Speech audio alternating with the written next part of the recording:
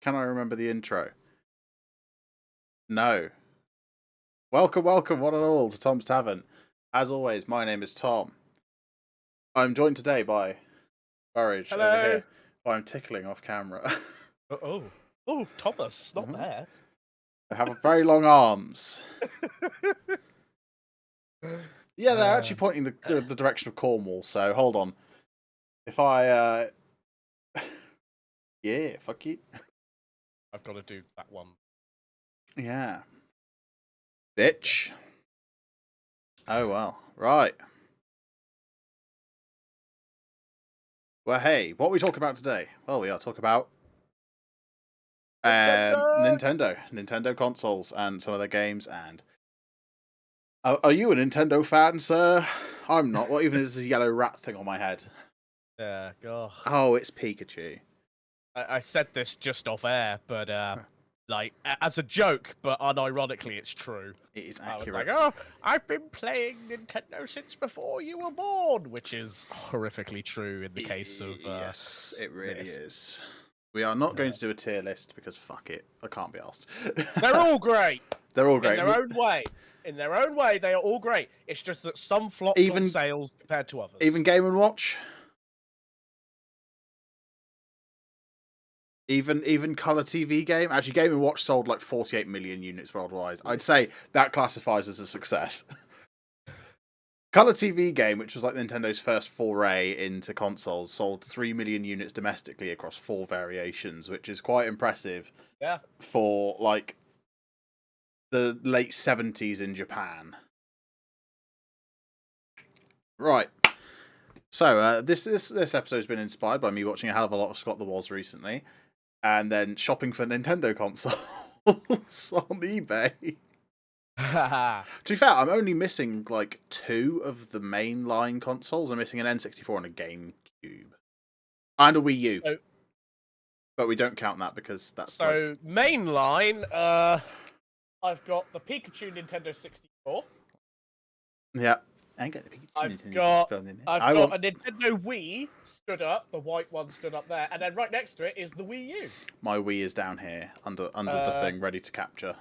And then we have two Switches because Jess has a Switch. I've got a Switch. So I'm missing a GameCube, SNES, and NES, and then obviously the handheld. Jess does have the DS. You can't see behind my geezer here, but there is a NES, and then next to it is a SNES. You can see part of the SNES controller.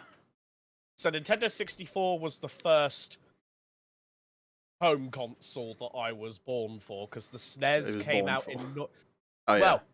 because the SNES came out the year before I was born. Although in North America it came out on my year of birth. What year were you born? 93? 93. So yeah, in North America it came out in 93. My NES is younger than you. I think. Hold on, I need to... Yeah, they was... hold on. Oh, they were still manufacturing them, I imagine. Yeah. Technically, I don't think... you can't really classify certain retro consoles as dead consoles because there's still people developing for them. I came across a post on one of the retro gaming subreddits. Someone developed a game and had 100 cartridges made. Well, no, they had like 1,000 made, but they had 100 themselves. So, I saw a GitHub repo recently. I think it was through watching a Anthony unboxing on Short Circuit, where he unboxed a custom like mini NES thing. Yeah. That's like an open source thing that you can get, and basically they take the original board pieces. There is a photo of me playing with my SNES, yes. That is not a euphemism. And I was a very happy child then. And basically it's like open source, so they take like the boards from the old like actual units and then put them into these new much smaller units with like upgraded power supplies and things like that. But you can actually develop. There is a Nintendo 64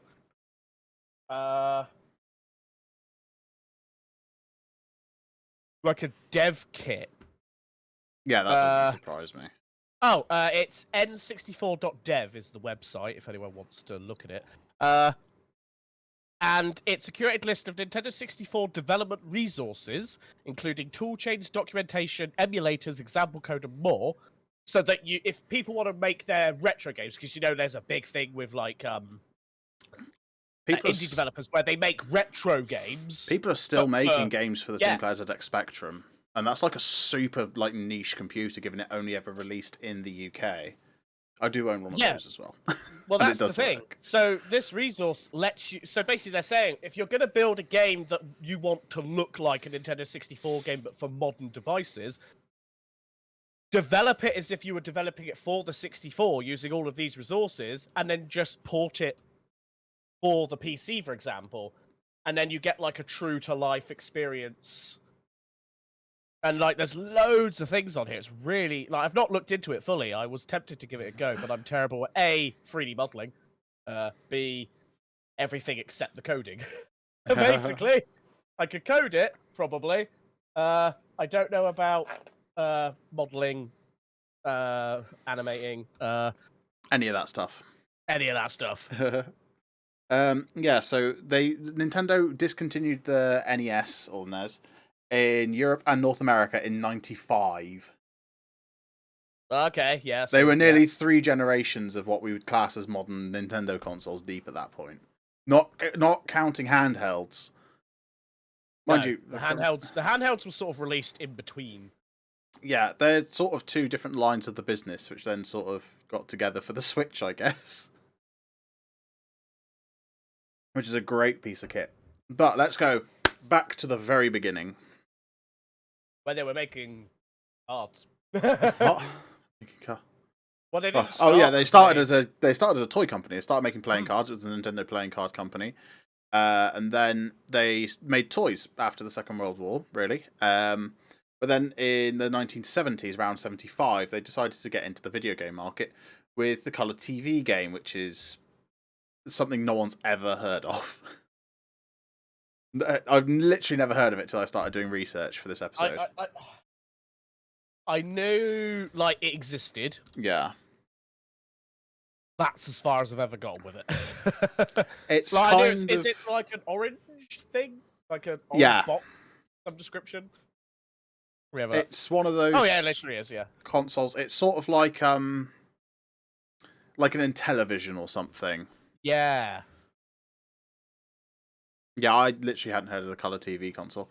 But looking at it, Color TV Game Racing 112, it's literally like a wheel, but the wheel is attached to the console. But it's the type of things like you get nowadays, like the NES or SNES Mini, which were actual products, where it's all the games in a box. There's no interchangeable cartridge, there's no interchangeable game system, no discs. Discs weren't even invented back then. But yeah, that's where Nintendo started out. They sold roughly 3 million units overall. That's pretty good, to be fair. Right, especially for a Japan-only release as well. Then after that, in terms of overall console development, came the Game & Watch series, which really, looking at it, it's the ancient predecessor to the DS. Especially the image they have of it on Wikipedia, which is the Donkey Kong version, which is in fact folding, much like the DS does. Yes. Like so. Yes. I've got samples of Nintendo stuff all over my desk right now. Basically everything I own except for the 2 consoles up there, and Pilot Wings, which is in box back there, and my Amiibo, which is over there. It looks like I can nearly touch it from here, but it's actually really far. They have been re-releasing Game & Watch stuff, yeah. It's Yeah, didn't they? Yeah, I think I remember, yeah. Yeah, it's surprising because Game & Watch isn't something you... If you say old Nintendo, the first thing you think of is the NES.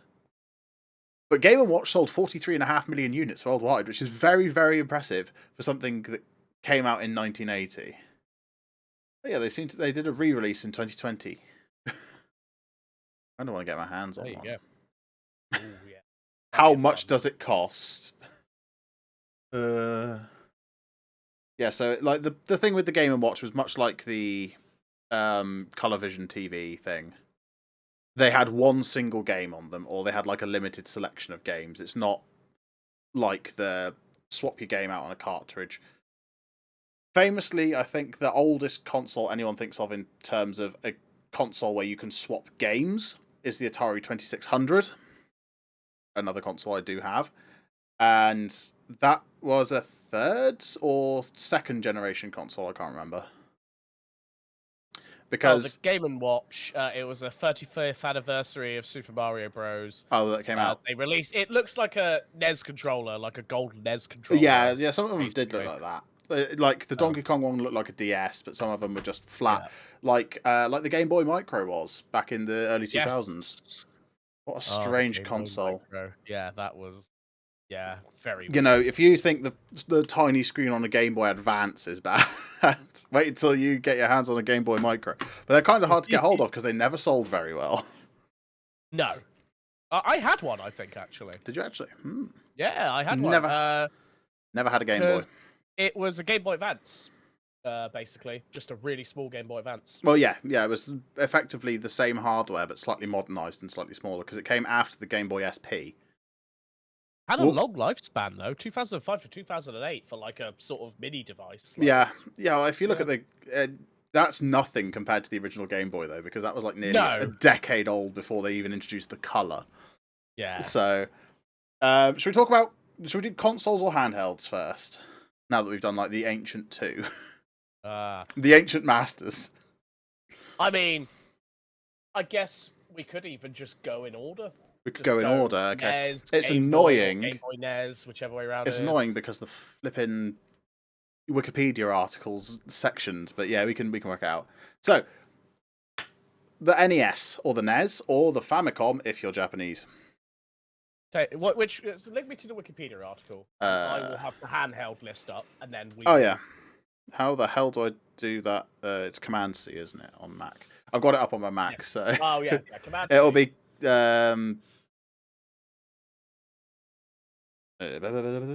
I'll chuck it in the actual Tavern Talk post.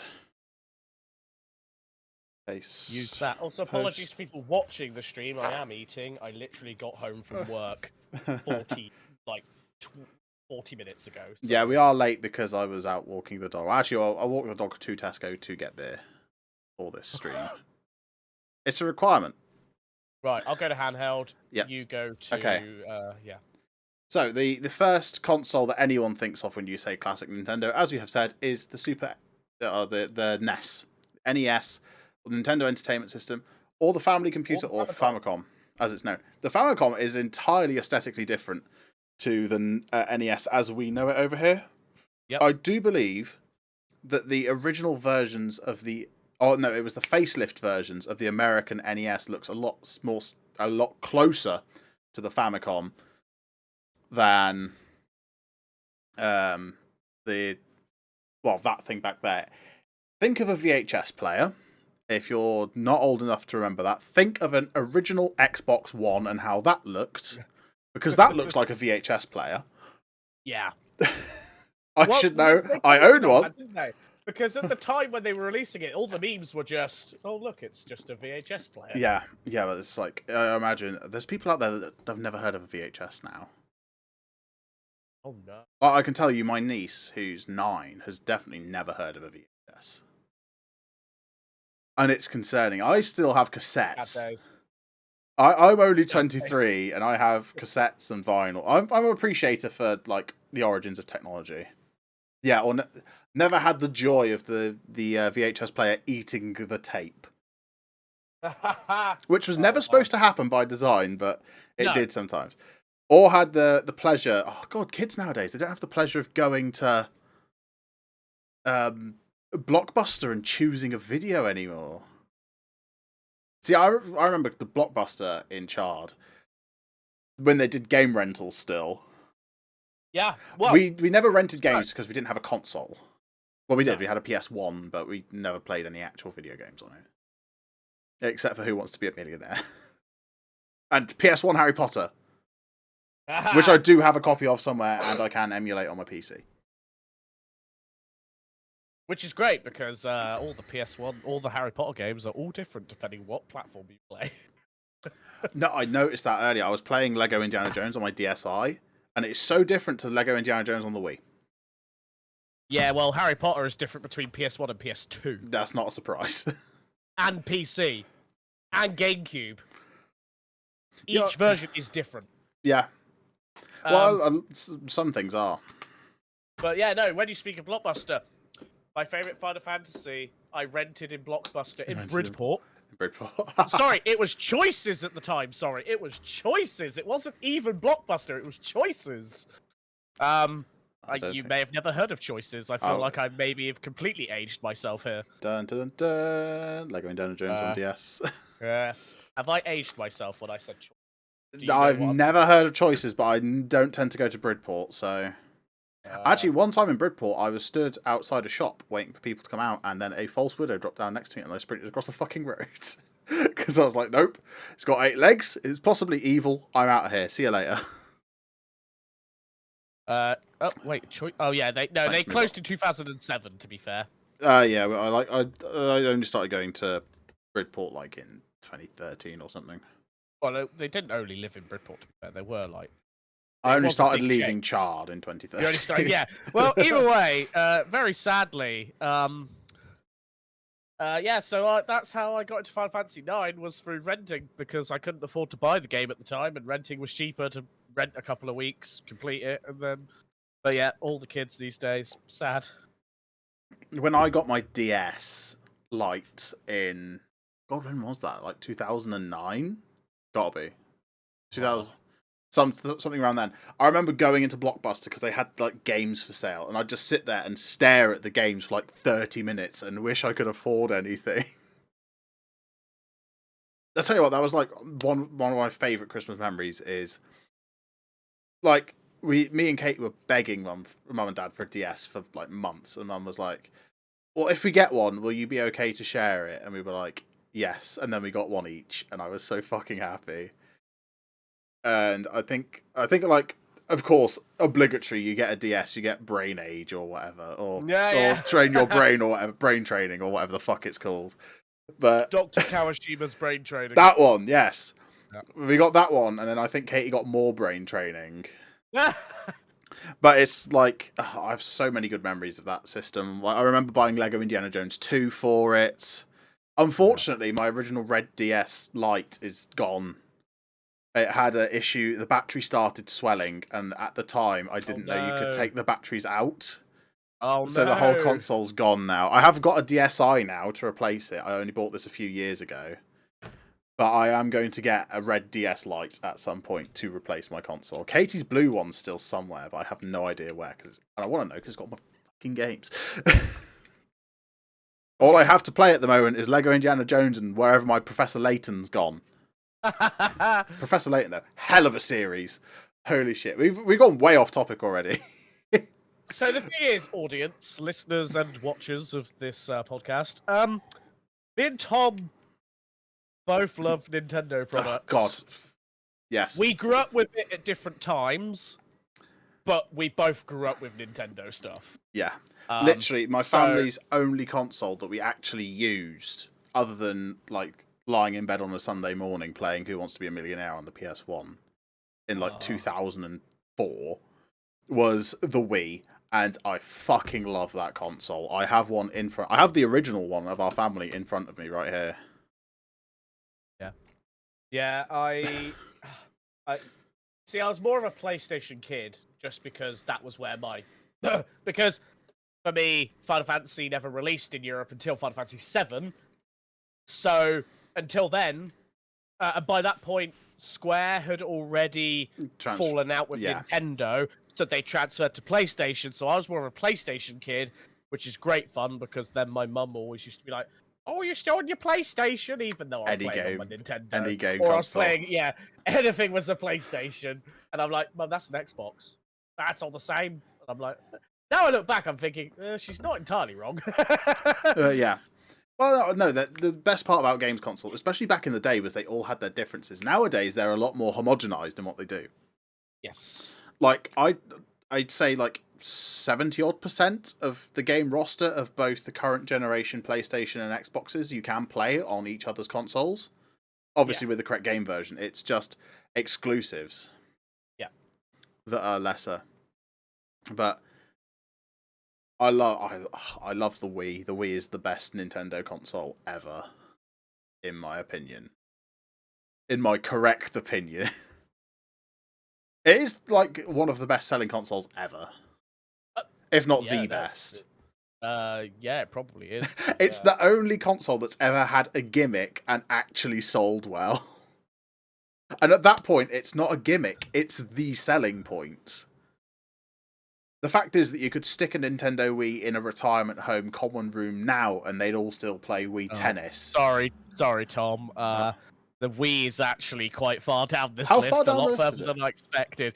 So, it's PlayStation 2 at over 155 million That's units. not a surprise. Nintendo DS, again, not a surprise, 154 million units. Game Boy, I don't like this. They put Game Boy and Game Boy Color as one thing. Nintendo class it as one thing. despite the fact that they made games for the color that you couldn't play on the original, there should be separate consoles. But because it was a reduction in size, but not a change in form factor, Nintendo claimed it was the same console. Just with That's color. the best-selling games, not consoles. Oh, it helps if I type console in the search, doesn't it? Game Boy and Game Boy Color 118 million, so quite a drop.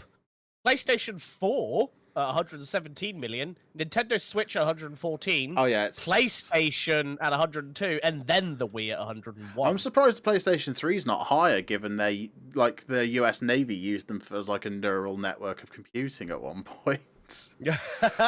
Back when you could run other OSs on PlayStation before Sony started to be dicks about it. To be fair, though, the PlayStation 3 was the era of like, if you go Xbox versus PlayStation, that was the era Xbox One. Yeah. And then with the Xbox One, PlayStation bounced back. And now with PS5 and Xbox, no one gives a shit anymore. No one gives a shit. The best part is, after about the SNES, Nintendo seemed to stop caring so much about winning the console wars. They've always been in their own bubble, though, and I've liked that. Yeah. Like, they've done their own thing. They've just done their own thing, and you know what? Keep doing your own fourth thing. and fifth generation consoles, they were head-to-head with Sega. Yes. Around the time of the Master System and the Dreamcast. When was the Dreamcast? The Dreamcast was early 2000s, wasn't it? I think they stopped caring around then. Genesis, that's the one I'm thinking of. Genesis was 1988. Because Genesis does what Nintendo don't, was the advertising campaign in America. Yeah. And that would not fly under British ASA regulations, I don't think. No, probably not. But yeah, anyway, the SNES introduced several series that we know and love today. It was a console that introduced the Super Mario Brothers, not introducing Mario himself, he was an arcade character originally. I'm not sure about that, but I do own a Dreamcast keyboard. That's all I know about the Dreamcast. I don't have the console, but I have the keyboard for it. It may have been back before the internet was the internet. Because I think you might be right. Yeah, the Dreamcast might have been the first one to have an internet connection.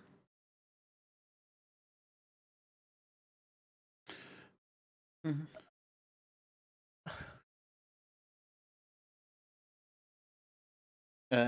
So Nintendo NES, the NES came at the end of the video game crash of 1983. In fact, I'd say the NES is what saved the industry and made it what it is today. Because the video game crash started by Atari shovelware. Yep. There's a lot of Atari shovelware. If you could make a game and cram it onto a cartridge, you could put it on an Atari 2600. Or the 5600. Or the Atari Jaguar, or whatever the fuck they were calling consoles at that time. I genuinely do not know. I know there was the 2656 Jaguar and Lynx in terms of like major Atari consoles, but I don't know when. But yeah, so the NES introduced us to great franchises. Super Mario Brothers, obviously. Legend of Zelda, which is huge, really. Metroid, which isn't as huge, I'd say. No, Metroid has its fans. It's a niche sort of area. Nintendo fandom. Was Kirby on there? I think Kirby was on there. Yeah, Kirby was on the earlier games console. I can't remember how early, but yes. Kirby's Adventure? Yeah, Kirby's Adventure was for the NES. Kirby. So long ago. so long ago. Approximately 30 years ago. By my math. Wait, got him. Actually, 30 this year. Got him. So yeah, the NES was released in 1983. And then it had. Well, that'll make it 40 then. Well, yeah, no, Kirby's 30. I think. Oh, Kirby's 30.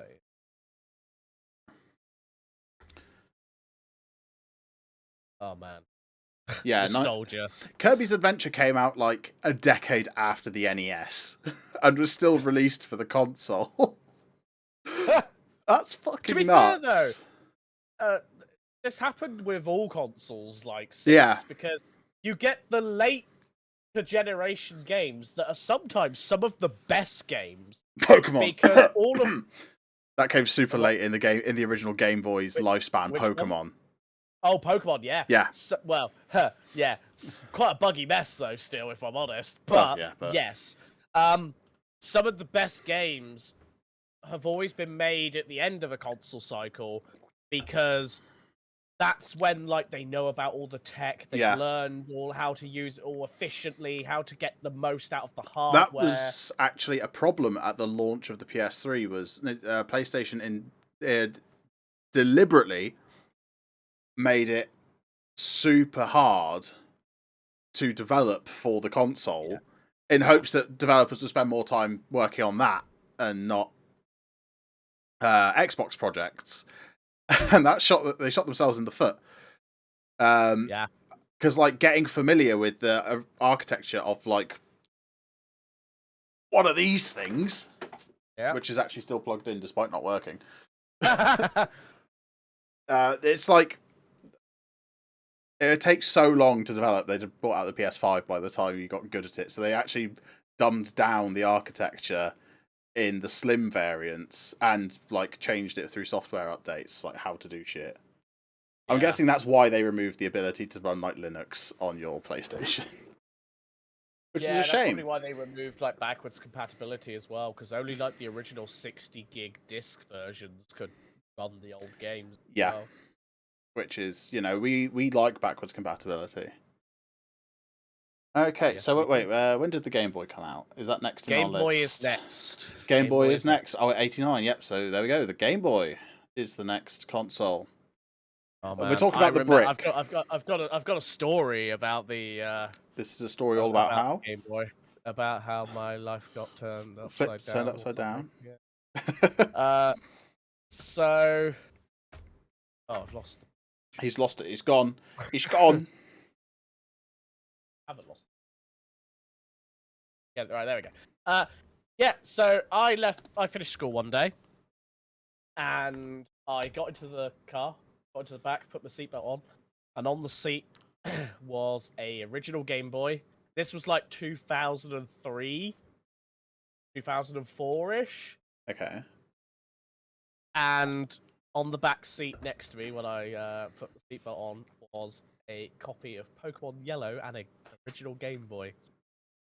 Shout out to Mikey for giving me this copy. He has like 3. Bastard. I know. Yeah, so I then played it all the way home. I loved every moment of it. There's a famous story about the original Game Boy. It is officially the Nokia 3310 of consoles. Because that thing is indestructible. There's one that they took from a bomb crater from the Gulf War, and the bastard still works. Yep. In fact, it was on display in the Imperial War Museum. Unfortunately, not when Burridge was with me, but the first time I went to the IWM, they had it there in a display box, and I was like, "That's fucking incredible." That is so cool. I love that nuts. so much. The fact that it still works. The outer shell was completely melted, but the button's perfectly fine. Yeah. And that, kids, is how technology was back in the day. Yeah. It just worked better. It was built better. It was made better. It's not like the OnePlus 10 Pro, which, if you look at it funny, folds in half. Yeah. Don't buy OnePlus phones anymore. They're dog shit now. But it's like, if you drop a phone now, it just dies. Whereas... Well, my iPhone doesn't, but that's because I've got like the one with the stainless steel chassis. So. Well, I mean, mine's in a case, and the case is certainly dying, but the phone's fine. But they just don't. Oh god, I risk of sounding like an actual boomer here. Tech doesn't last as long as it used to. They just don't make things like they used to. But to be fair, they're not wrong. They don't, because it's so much more mass produced now. There's less there's less attention to detail with certain things, isn't there? Like it's of how it's to get the cheapest materials to build Yeah. it quickly and then mass produce it. It's like it's even happening to like the housing market. If you buy a new build house, it is built to the cheapest standard possible. Oh yeah, It's yeah. whatever like sockets and light fixtures were on offer at Screwfix that morning. Yeah. Other tool brands are available, although Screwfix do sponsor my favourite football team, so you know. And they kind of have to. Their headquarters is across the road from the park, the football ground they play at. The only good thing in Yeovil, Screwfix. Yeah, it's Screwfix, yeah. And Yeovil Town. Oh, despite the fact that they're like the bottom of the league. Shit. But yeah, so like the Game Boy, it revolutionised portable gaming. More so than the Game & Watch. Like, yeah, the Game & Watch was cool, but can you do this with a Game & Watch? For reference, for podcast listeners, I took a cartridge out of a Game Boy. Can I take out Super Mario Brothers 3, part of the Super Mario Advance series, which actually includes original Super Mario on there as well, and put in Pokemon Yellow for the original Game Boy, and then do this? Oh, it didn't pick it up. It didn't pick up the noise. No! I wanted to hear the noise. I wanted to... Hold on. Where's the speaker? There's the speaker. I hold it right up against the microphone. No, it still doesn't pick it up. Shit. No! Jess heard the noise. How did Jess hear the noise? No. My Discord's not even triggering. A super quick tick at the end. Wait, hold on. That was it. How about if I'm talking enough that the mic's going? So, I'll just do. There we go. Did you hear that? Slightly, yeah. Okay. Yeah. But yeah, It'll have to do. It'll have to do. Well, when you're down next, you can play on the Advance. That's a Game Boy Advance startup. Yeah, honestly, great investment. Still runs off 2 AA's. Don't need any proprietary charger. Nintendo DS. Just plug a AA in and off you go. I even have a thing I bought for it, because it was the same shop in town that I bought the Dreamcast keyboard from. Joe's shop, if you know who I'm on about. Yeah. Upstairs, where he still has all that old shit. Yeah, I bought a thing with it. I'm pretty sure he's just forgotten it's up there. It's like so empty now, but it's got like some super old Warhammer and stuff as well. Yeah. I might have to go up. I might have to, like, when I have some money, go up there and just buy everything that's left up there. Oh, he's a decent bloke, Joe. So he is a decent bloke. I wouldn't Very mind expensive. Well, I don't know. I paid £10 for a Dreamcast keyboard. They retailed for 60 quid new. So yeah, I mean, yeah, okay. But I paid like £5 for a thing that clips on. It's like a magnifier, but it also has a light, so you can light up the screen at night because they didn't have backlit screens. Yeah, so the Advance didn't have backlit screens. They fixed that with the SP. Yeah, the original Game Boy didn't have it either. It was like you could play your Game Boy by leaning against the car window at night and hoping to get flashes of light on there. I actually had to. I had to be like, can we go past the lamppost? Dad? Yeah. Can we just go past the lamp? Oh, lovely. Yeah, I got light. It's kind of nuts that like the non-backlit screen on these was a common feature. But nowadays, like, I remember when people went sort of nuts when Kindle came out with the paper white screen. It's literally just a non-backlit LCD on a white background. Yeah. It's the same tech. Yeah. Yeah. Well, that's why Kindles are so cheap, because it's just like... They save money on a backlight. Because they don't need the backlight, because it's literally just, I just got given my Kindle by my aunt, and it's great. Yeah. But it's the same... Well, obviously, it's a higher resolution than this thing, because I think this thing has about 8 pixels in total. Yeah, yes. But...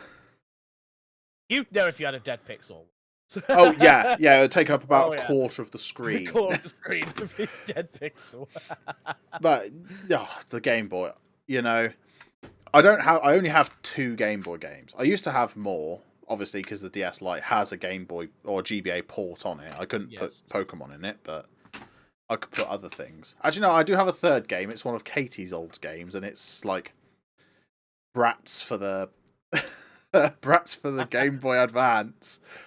In the era of Game Boy Advance shovelware. But I thought I'll keep it because it's just a bit of a laugh, isn't it? It's kind of amusing. I've got like a shovelware game in one of the drawers. Like I got it in a like had like the mystery boxes. Yeah. I've actually got I got one of the ones for like retro gaming, and in there was just a copy of like some game that I'd never heard of before for the Game Boy. Here we go. This is shovelware. Disney Oh, Sing God, It yeah. for the Wii. Yep. The Wii was the worst for shovelware, but I've not tried it out yet. But it's got High School Musical on it, so Well, I think the thing is, it was the worst for shovelware because it was the console that at every that sort of family moment in had. time, everyone family had it, so everyone was like, "Oh, we need a piece And your of this grandma would buy you you'd ask for like a specific Wii game, and she'd forget everything but the words Wii game and pick up some shit at Asda or whatever. Yeah. But yeah, so the Game Boy is possibly the longest lasting console. 1989 it was. When was the last one discontinued? 2008. So what? The original Game Boy.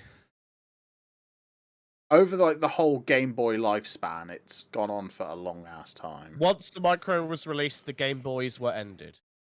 That sounds ominous. The Game Boys were ended. It all changed when the Fire Nation attacked. Because the Game Boy was 1989, and then the Game Boy Color wasn't until 1998. Yeah. So it was like actually the longest unchanged period of a Nintendo console. Yeah. Possibly ever, because the Wii U came in to disrupt the Wii's reign and really ruin everything. I like the Wii. I want one, but like numbers wise, they did not do well. I can see the appeal, but they did not utilize that gamepad anywhere near enough. No, they did not.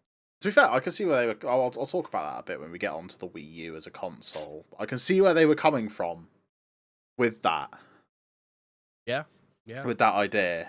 But yeah, so what came after the Game Boy in terms of years? SNES. The Super Famicom, or the Super Nintendo Entertainment System, or the SNES.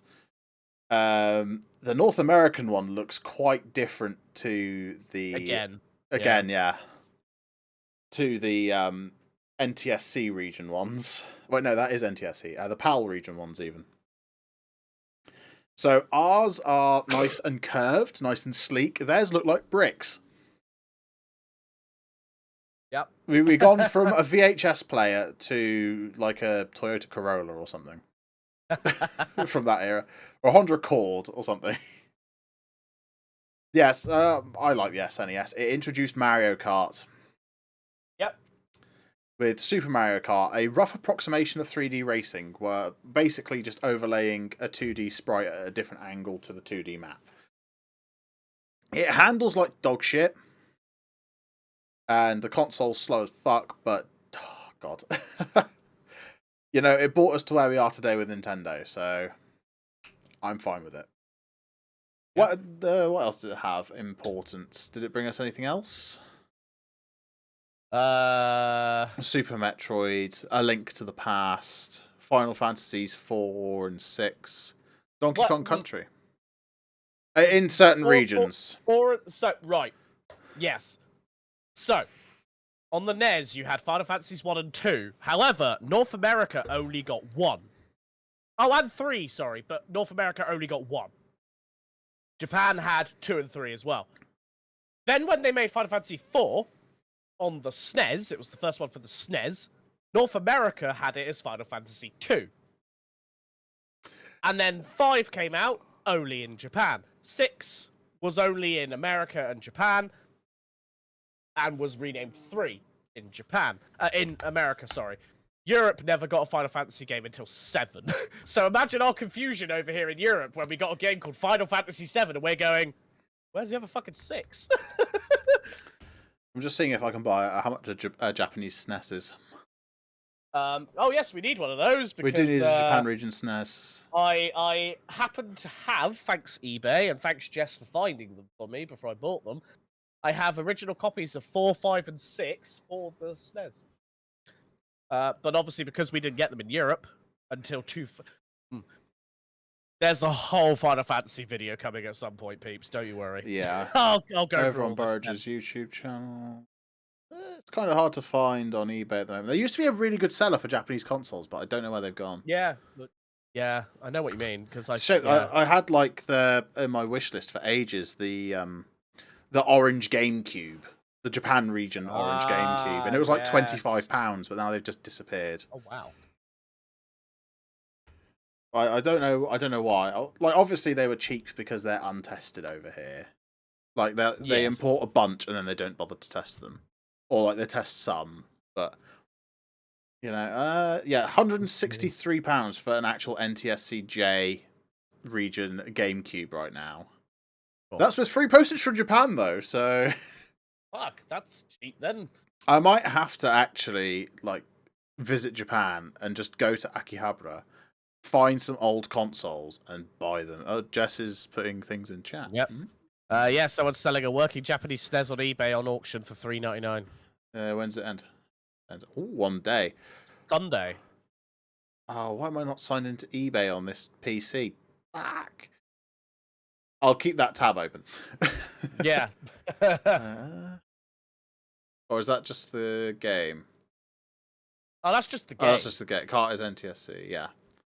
To be fair, you can technically chip the console. It's against the TOS, but I don't think the SNES TOS is enforceable anymore. Somehow. 160, yikes. Yeah, they've really shot up in price, mainly because, it's getting harder and harder to import things. You can get the... just Batman Returns game, sadly, Jess. Yeah, disappointment. $82 for an orange SNES of the Japan region. It's not terrible. But, it'd probably be easier to actually just go over to Japan myself and buy them. Yeah. Buy them in bulk. Buy them in bulk. Bring them. I think that I have to pay customs and shit then. So how about this one? The dog's shouting downstairs. 8 games as well. Lola, I'm trying to record a podcast here. Lola. That's not bad. My version of the SNES that I have, I only paid £25 for because it came untested and without a power supply. And fortunately, it takes exactly the same voltage and amperage as the NES, which I do have a power adapter for. Oh, wow. To be fair, if I had £70 that wasn't set aside for buying a big Japanese van, what is with me importing Japanese shit? I'm going to have to drink some Japanese. I should have bought Asahi. Fuck. Oh, Asahi. Yeah. Should have bought Japanese beer. Bollocks. What am I drinking? Oh, I'm drinking Carlsberg Export. That's imported. That's important. That's good enough. Yeah, counts. It's close enough. It's imported from Belgium, but whatever. I don't actually know if it's probably brewed in this country as well. But yeah, the SNES. So the interesting thing is, after the SNES, we actually go straight to the 64. Yeah, because the GameCube lineup continues. The Game Boy. Oh yeah, the Game Boy continued until a year after the 64. Sorry, 2 years after. 2 years after. So yeah, the N64, Burridge's youth console. My Pikachu one. Back in the olden days, when we had Woolworms over here, when you could ride a dinosaur to school. Fuck off. Yeah. So what holds your bus? Was it the Diplodocus or the Stegosaurus? Oh, definitely the Stegosaurus. Yeah. Yeah, Nintendo 64, you had... Well, one of the most famous games is obviously Mario 64. Yeah, the first of the 3D Marios. Yeah, and it was a really good game, actually. It's a really good game. I tried playing it on the N64 emulator on the Switch the other day. It's not bad. I prefer Kirby, though. They did remaster it, or at least made it like a It's Switch part of the Mario 3D collection, isn't it? We have the copy. I've just not played it. So I need to get a copy. I need to play it on stream at some point. Is Super Mario Sunshine on there? Yes, so it's Nintendo. It's the 64 version, then it's Sunshine, and then it's Galaxy. Oh, Galaxy 1. Yeah, okay. I need to buy that and play that. Because it's, I believe, it's the Nintendo 64 game, then it's the GameCube one, then it's the Wii. That's the 3 games they did basically. Ah, yeah. I want to play. Yeah, Sunshine. no, we've got a copy. Oh, Sunshine's amazing. Like I've not one of played the best GameCube games. But we'll get to the GameCube. Nintendo 64's Mario Kart, the first Mario Kart I really the first of the into. true 3D Mario Karts. Yeah.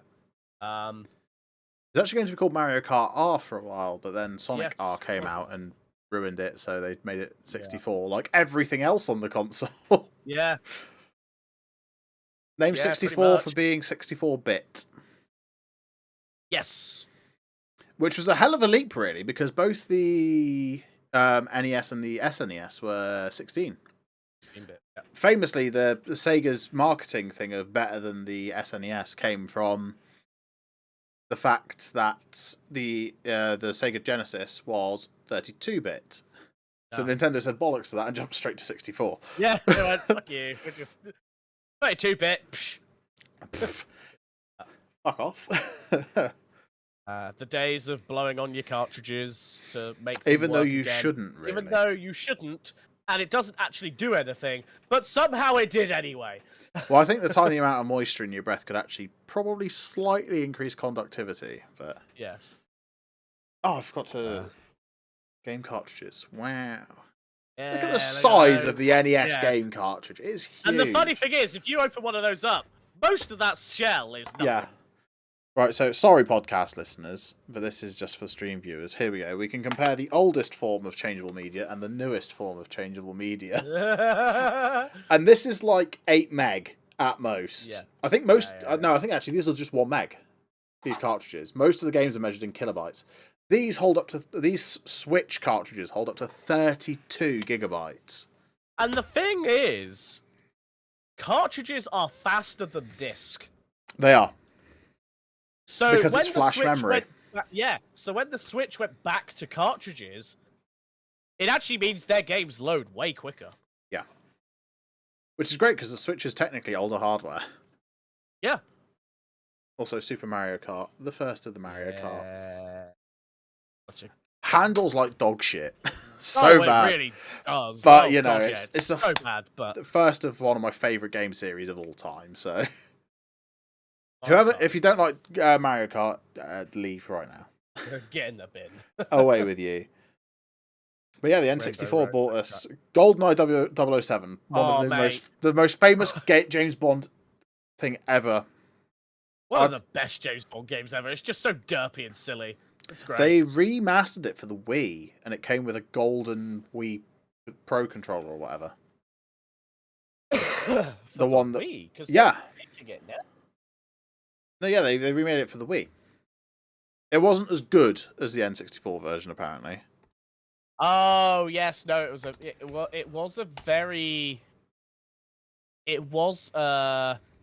I believe it was a modern reimagining, so it wasn't. It was kind of a remake, but it wasn't a true remaster. But no, it was the one that came with the golden version of the Wii Classic plug-in controller. Which is basically an SNES, but with a... They are actually doing a reimagining of it now, I think it's on Switch. You have a box of Nintendo 64 games in white on the bookshelf. Do you want me to... Oh, yes, I do! Yeah, get it for me if you want, love. And could you get me one of the SNES cartridges while you're there, actually? Thank you. Burridge, this is 2023. You can't have your woman do everything. She offered. Okay, I'll let you off. I'll let you off. She offered. Yeah. Thank you. But yeah, so the N64 sold 32 million systems. Final Fantasy 6. No, 4. Sorry, that's 4. I'm reading the Roman numerals backwards. It's because I saw the V and just went, it's 5, and it's like, no, hang on, different characters. 4. Wait, no, not those ones. Yeah. Here we go. Here's his games. Here's his gamas. So, in this little box here, I have ha. Perfect. I have a copy. So, Tom, when we play GoldenEye on the Nintendo, I've only got one controller. Is the problem? Oh shit! I'll get a controller. Get a controller for February. Yeah. Oh, it depends if I have a job by then or not. I've got the original Smash. To see. Oh, original Smash! Holy shit! I've got original They're quite rare nowadays, aren't they? Yeah, I've got original Smash. Pokemon Stadium, the first one. Yep.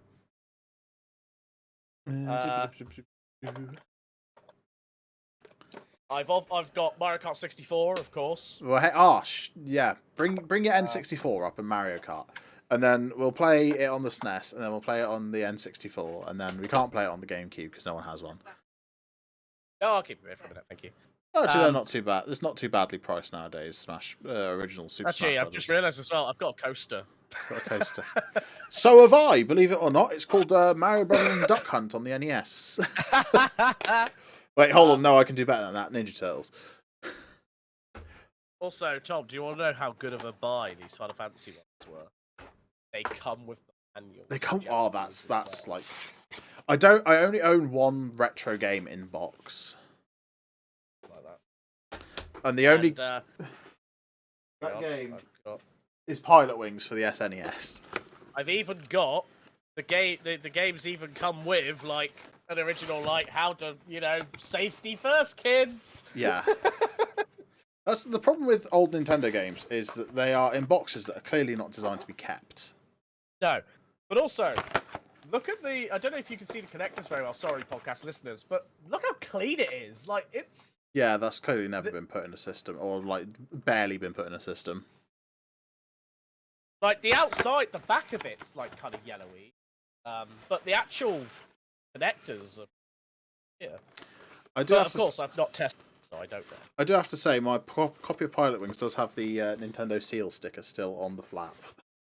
Yeah, it's just all in Japanese. Maybe I'm learning the wrong language. Maybe I should learn Japanese. Yeah, learn Japanese. Bollocks to the Dutch. Play through the Japanese games. That speaks English well enough. We don't need to know Dutch. But yeah, no, okay. I will bring the 64. We'll get a second controller. Well, actually, we'll try and get a third controller because Jess will be there as well. Yeah. So. I've got like 6 SNES controllers. Yeah, we'll be fine. Despite there only being 2 ports on the system. Because I think a stream of us all playing GoldenEye would be funny. That's going to be fun to try and capture. I used to have a connector that you could convert to HDMI and it worked fine, but I don't have one. See what we can find. I do need to get them. I do need to get an open source scan converter at some point, so I can actually like play games from the ancient consoles up there. Yeah. At the very least, I'll bring the console here so we can play like Smash, and Stadium, and GoldenEye, and that. And, But yeah, classic Nintendo 64, which then brings us on to Game Boy Color. Sorry, I'm eating foam off the top of this beer. I thought you were just saying you're eating foam. I'm eating foam. Just eating foam. When you squidge the soap bottle and the foam comes out, you just lick that. Delicious. Doesn't taste. Beer foam's like, I hate beer foam. The beer itself is fine, but the beer foam just tastes like shit. But yeah, so the Game Boy Color, Nintendo don't classify it as a separate system, but it really should be, because it's an update, I guess, because it's the same thing in principle, just that some games that were made for it have the ability to output color. I'd say the fact that it had a whole new screen, it was even like, it was the same form factor but shrunk. Same form it was factor, like 30% smaller. I think it was a little smaller, and the screen had capability of color. Yeah, very, very limited color. Yeah, it was like a limited color palette, not as limited as like the NES or the SNES or whatever. The Game Boy Color, was it like 8-bit color? I think it was really more than that.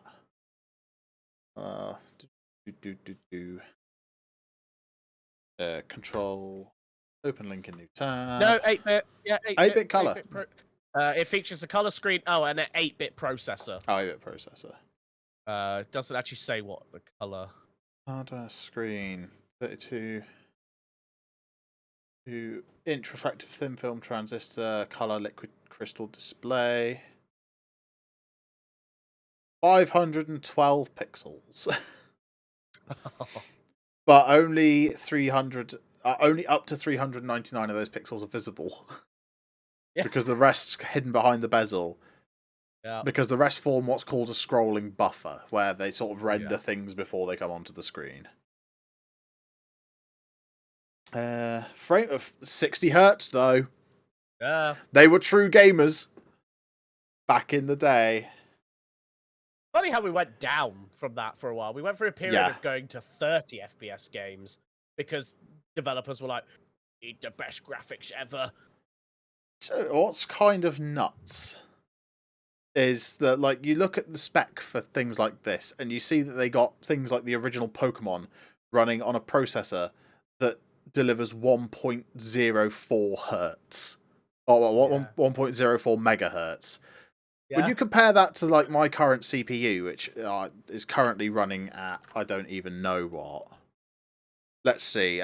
Current speed 4.2 gigahertz.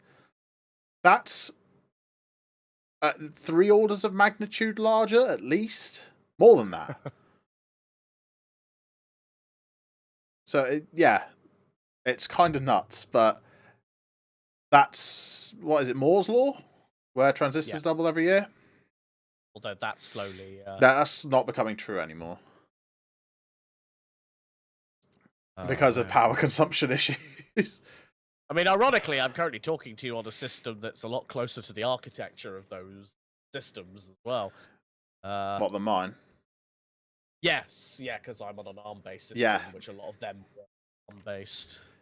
Well, before ARM became ARM. Before ARM became ARM, yeah. It's sort of like Intel 8080, which is the processor, the original x86. Was it the original? Yeah, original x86 processor. Obviously, ARM nowadays is like lower end x86 processors, more designed at efficiency than performance. Yeah. But we'll talk about that at some point. Or we've already talked about it on Rambling On. Yeah, we probably have, to be fair. I think we have talked about it a little bit. Oh, hold on. Here we go. Color palettes. 16 colors. The Game Boy Color. 16 colors. Wow. So 16-bit color. But you could. It had limited color palettes. So I think the thing with old Nintendo stuff is the color palettes. If you used, like, you could use 4 color palettes at once, but they had to be very closely related to one another or something stupid like that. I have I have a page saved on my laptop about how to do art in the style of NES games. Oh, wow. Because that's what I found by Googling shit instead of paying attention in my lectures. Because I'm a good boy. But yeah, so the Game Boy Color wasn't really, like, it should be classed as a separate console. It is one of the world's best-selling console. Wait, no, that was the other one. But yeah, there wasn't anything particularly notable compared to the original Game Boy. It just did colour, and obviously came in nice colours too. You can get a yellow one. I'm really annoyed. I should have there was an auction I could have won one in, and I didn't upbid. I could have got. It came with a PS1 as well in the same lot, and I fucking missed out, and I'm still pissed off at myself. I've just learned something new while looking at our list here. So the next console is not what you think I'm going to say it is. Because you think I'm going to say GameCube or Game Boy Advance. Is it the Pokemon Mini? Oh no, it's the Pokemon Mini, ladies and gentlemen. I had no idea this thing The game's existed. costing £10 and the console's costing £30. £30. It was the cheapest ever console they made. Can I still buy one? I want one. I want one. Especially for that price. It's the smallest cartridge-based games console ever made. They were very poor sales, so probably rare yet. So it's probably not cheap now. I don't know. It seems to be that they were a British thing, so we're better off to find on £210. Oh my god, that thing is tiny. Holy moly. It's kind of adorable. Okay, so there's so strange. The cheapest one I found so far scrolling eBay is £85. It's such a weird shape as well. It is. How is there one? Actually, now I think about it, I recognise it. I never had one, but I recognise it. They have Pokemon Tetris on it. Oh. There's a pink one. So the colours in the they box had was Wooper Blue, Chikorita green, Smoochum purple. Smoochum purple. Hmm. Wait, hold on, what colour is this one? Because the box is pink. Oh, this one's purple. It's got purple buttons. And it is £695. Brand new. Brand new, sealed in box, though. So that still doesn't justify the price. That's the thing. Something that was released and then sold poorly, but can become collectible because of that, ends up just being a nightmare to get. Because one, it was rare at the time. Because it was probably rare at the time as well. I imagine it was more of a limited run thing. Well, it says unveiled in London Christmas. Yeah, at Christmas. So I reckon it was probably a. It's not big enough to have its own Wikipedia page, so it's not big at all. No, but I just saw it and I thought I've got to mention it. It's not part of the main line that I thought there would be anyway. But I saw it and I was like, I gotta say it. I found people would be expecting me to say GameCube or something. About 5 listed on eBay. Yeah. Problem is, you search Pokemon Mini and it comes up with like models of Pokemon. Okay, so the best one the cheapest one I found was £80. Okay, we're getting more reasonable. £85 for it's called Nintendo Pocket Monster Mini Console LCD Pokemon, and then it's got the console number, which is MIN 001. In true Nintendo fashion, 001. No battery included. Kept in a smoke-free environment. That's a shame. I prefer mine smoked. Oh, okay. So looking at it, the next two consoles, the next console is actually the Advance. It came out before the GameCube by a few months. The GBA? GBA. I will say, it's a nice form factor. Because you've got the buttons on either side of the screen, not down below. You're not holding it like it's a... Yeah. Like, I've not used an original Game Boy. I've used an SP, because my mate Chris had one. Yeah. Back when I actually spoke to Chris at all. Once you leave high school, you lose touch with so many people. Oh god, yeah. Some for the better. Just Chris was a decent. Well, to be fair, it was sort of after primary school, I sort of stopped speaking to him because we were in different bands in secondary school. So, but yeah, so it's like instead of holding it down here, it's a nice form factor. It's the form factor of the Nintendo Switch nowadays. It's the form factor of the Steam Deck. It's the form factor of any mobile game. Because you don't play mobile games you do play some mobile games with this. Fire Emblem Heroes is a vertical phone game. But most games that you play, like PUBG Mobile or other shit games are available, you play it sideways. Final Fantasy, the first Soldier. Oh, wait, they closed it after a year. Ah! I did see that, actually. I was going to ask if you'd seen that. I've not played it. I don't do the Final Fantasy mobile games because most of them are gacha games that are shite. Yeah. To be fair, that's a rant for another video. I've been thinking, but yeah, I might need to try a Final Fantasy game at some point. Oh my friend. I feel like... Which one would you like? I feel like, much like with Zero Dawn and me having to stream it when Vat's present so he can watch, this is exactly the type of thing where you'll want to be present for me playing it. So I will... See, the thing is, we'll get onto that. We'll talk about it. We'll talk about it. We'll talk about it later. We'll cover because it depends in a bit. What kind of experience you want. Do you want a slightly newer one, or do you want like an old one? I feel like if I'm going to do it, I might as well do it properly and start at the beginning. Well, in that case, get the pixel remasters for fuck's sake. Okay, I'll do that. I do want to see the originals though, like in their natural habitat. Yeah. So I'll have to get a Famicom to be able to play. Yeah, you're gonna want Okay, so yeah, the Game Boy Advance is actually just basically more of the same. It is backwards compatible with GameCube games. Or not GameCube, fuck. Nintendo have so many game things in their name. I mean, they're making it obvious what they do, but Jesus Christ, Nintendo. It's not easy for Tom when he's like a pint and a half in. I'm losing touch. I'm losing my mind here. But yeah, so this is a Game Boy Advance, and I can play original Game Boy game. Yep. Backwards compatibility. Whoa. That's kind of rare nowadays. It's especially with modern Nintendo because as much as I try, I can't get this Switch to play Sing It. Where do I put the disc? It won't go in. I just want to sing the High School Musical songs. What even is on here? I've actually not loaded the game ever. It's got Camp Rock though. Never watched Camp Rock. It's like the only one of those that I didn't. Also, manuals. So yeah, Game Boy Advance. The only Game Boy I've ever owned. I bought it a few years ago after my mate Mikey offered me a copy of Pokemon Yellow, and I've still not played Pokemon Yellow on it either. Oh, mate, you're missing out. I know. What I need to do is I need to, like, when I'm going somewhere on the train or going somewhere with someone else driving, I need to play it. I keep taking it places and then not playing it because I spend time doom scrolling Twitter because I hate myself. Oh, man. But yeah, there isn't really much to say about the Advance. It was just more of the same, but better. Really? Better form factor. Better form factor, improved games, improved, like,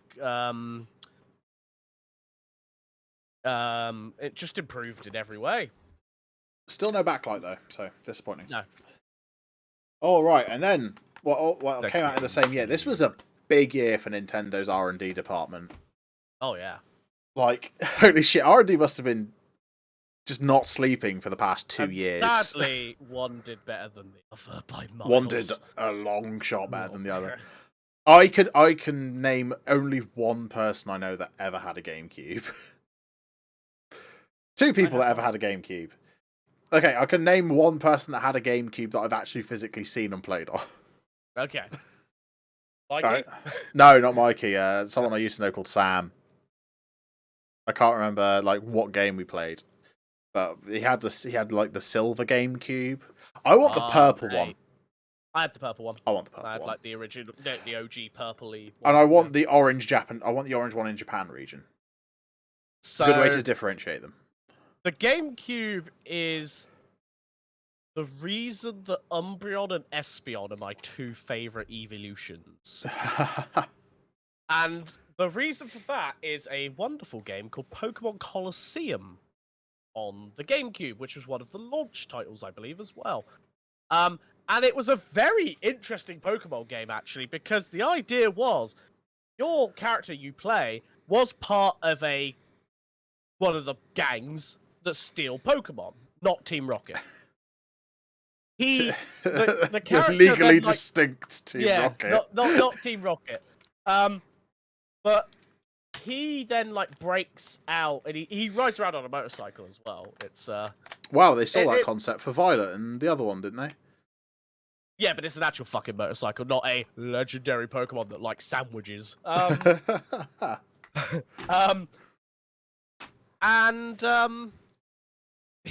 whole premise of the game is you capture enemy Pokemon trainers' Pokemon, but only one specific one they have in their group if they have one. It's a shadow Pokemon. So it's a Pokemon that, and this is the premise of the game, you purify the Pokemon. So their hearts have been closed. That wording's not great. Purify. What? That's what the Germans tried to do about nearly 100 years ago. So effectively, the Pokemon have been tortured or something in some way, where they're corrupted, where their hearts are closed off, so they become violent and whatnot. So the idea is you capture these Pokemon from those trainers, you then battle with them, get their shadow meter down, and then you purify them so they become they then are able to level up and evolve and whatnot after. And it's genuinely one of my most favorite Pokemon games ever. It's so good. I love it. But the reason I love Umbreon and Espeon from it is because those are the 2 starter Pokemon that your character has. So you start, because the battles are 2v2. So you always throw out 2 Pokemon. And Umbreon and Espeon and his starters, and I just love those 2 starters. Do not read the Vaporeon copy pasta. It is terrible. It is not good.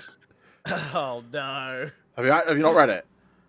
I may have done. I don't remember, to be fair. Okay, if you ever read the words, Vaporeon is actually the most sexually compatible Pokemon with humans, stop reading. It's so bad. Oh no. But yeah, actually, a note that we haven't really said about is the SNES, I know for certain, and the GameCube, I know for certain, actually came with packs that you could play Game Boy games on them. Yes. Yes. It yes, was you could play your Game Boy games on your TV. it was a specific. It was like the Super Game Boy cartridge for SNES. There was also Yep. a Super Game Boy 2, neither of which play Game Boy Color for some fucking reason. Despite the fact that the console is more than capable of doing color. And Yeah. then it was like the Game Boy pack or something for the GameCube. I can't remember exactly what it was called. But it was a hell of a lot more difficult to use because you had to like take off the flap on the bottom and then bolt it on. Yeah, you bolt it on. Yeah.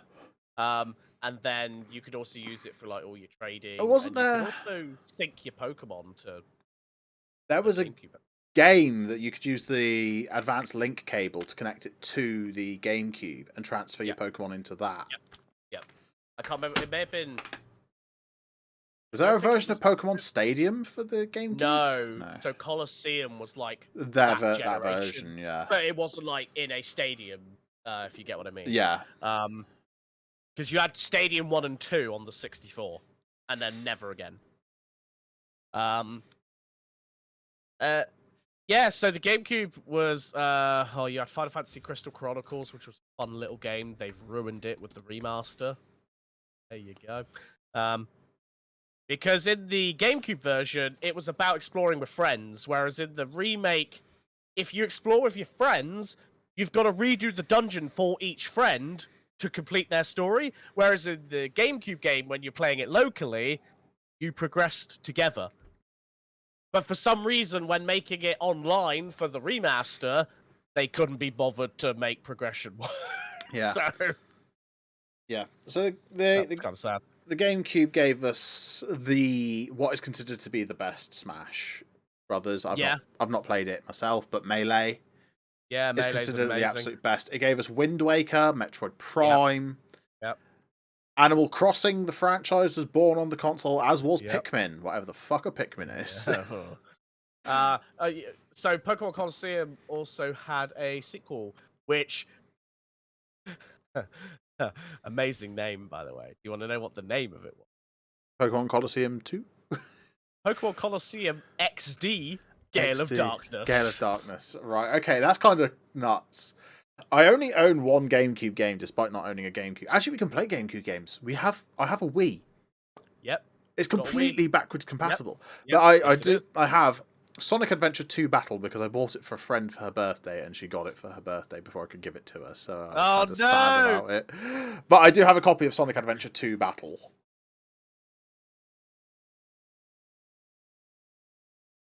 For some reason. I've got Emergency Heroes by Ubisoft somewhere. I've got Worms. Got what? For the Wii over there. I didn't even know it came out on the Wii. I mean, it doesn't surprise me. Mario and Sonic at the Olympics. I've got Disney Sing It. Disney. And I've also got. Wait, hold on. Let's see what I've got behind me. We've got a load downstairs, but this is just what I've got here to play in my room. I've also got High School Musical 3 Sing It. Of course. And We Play.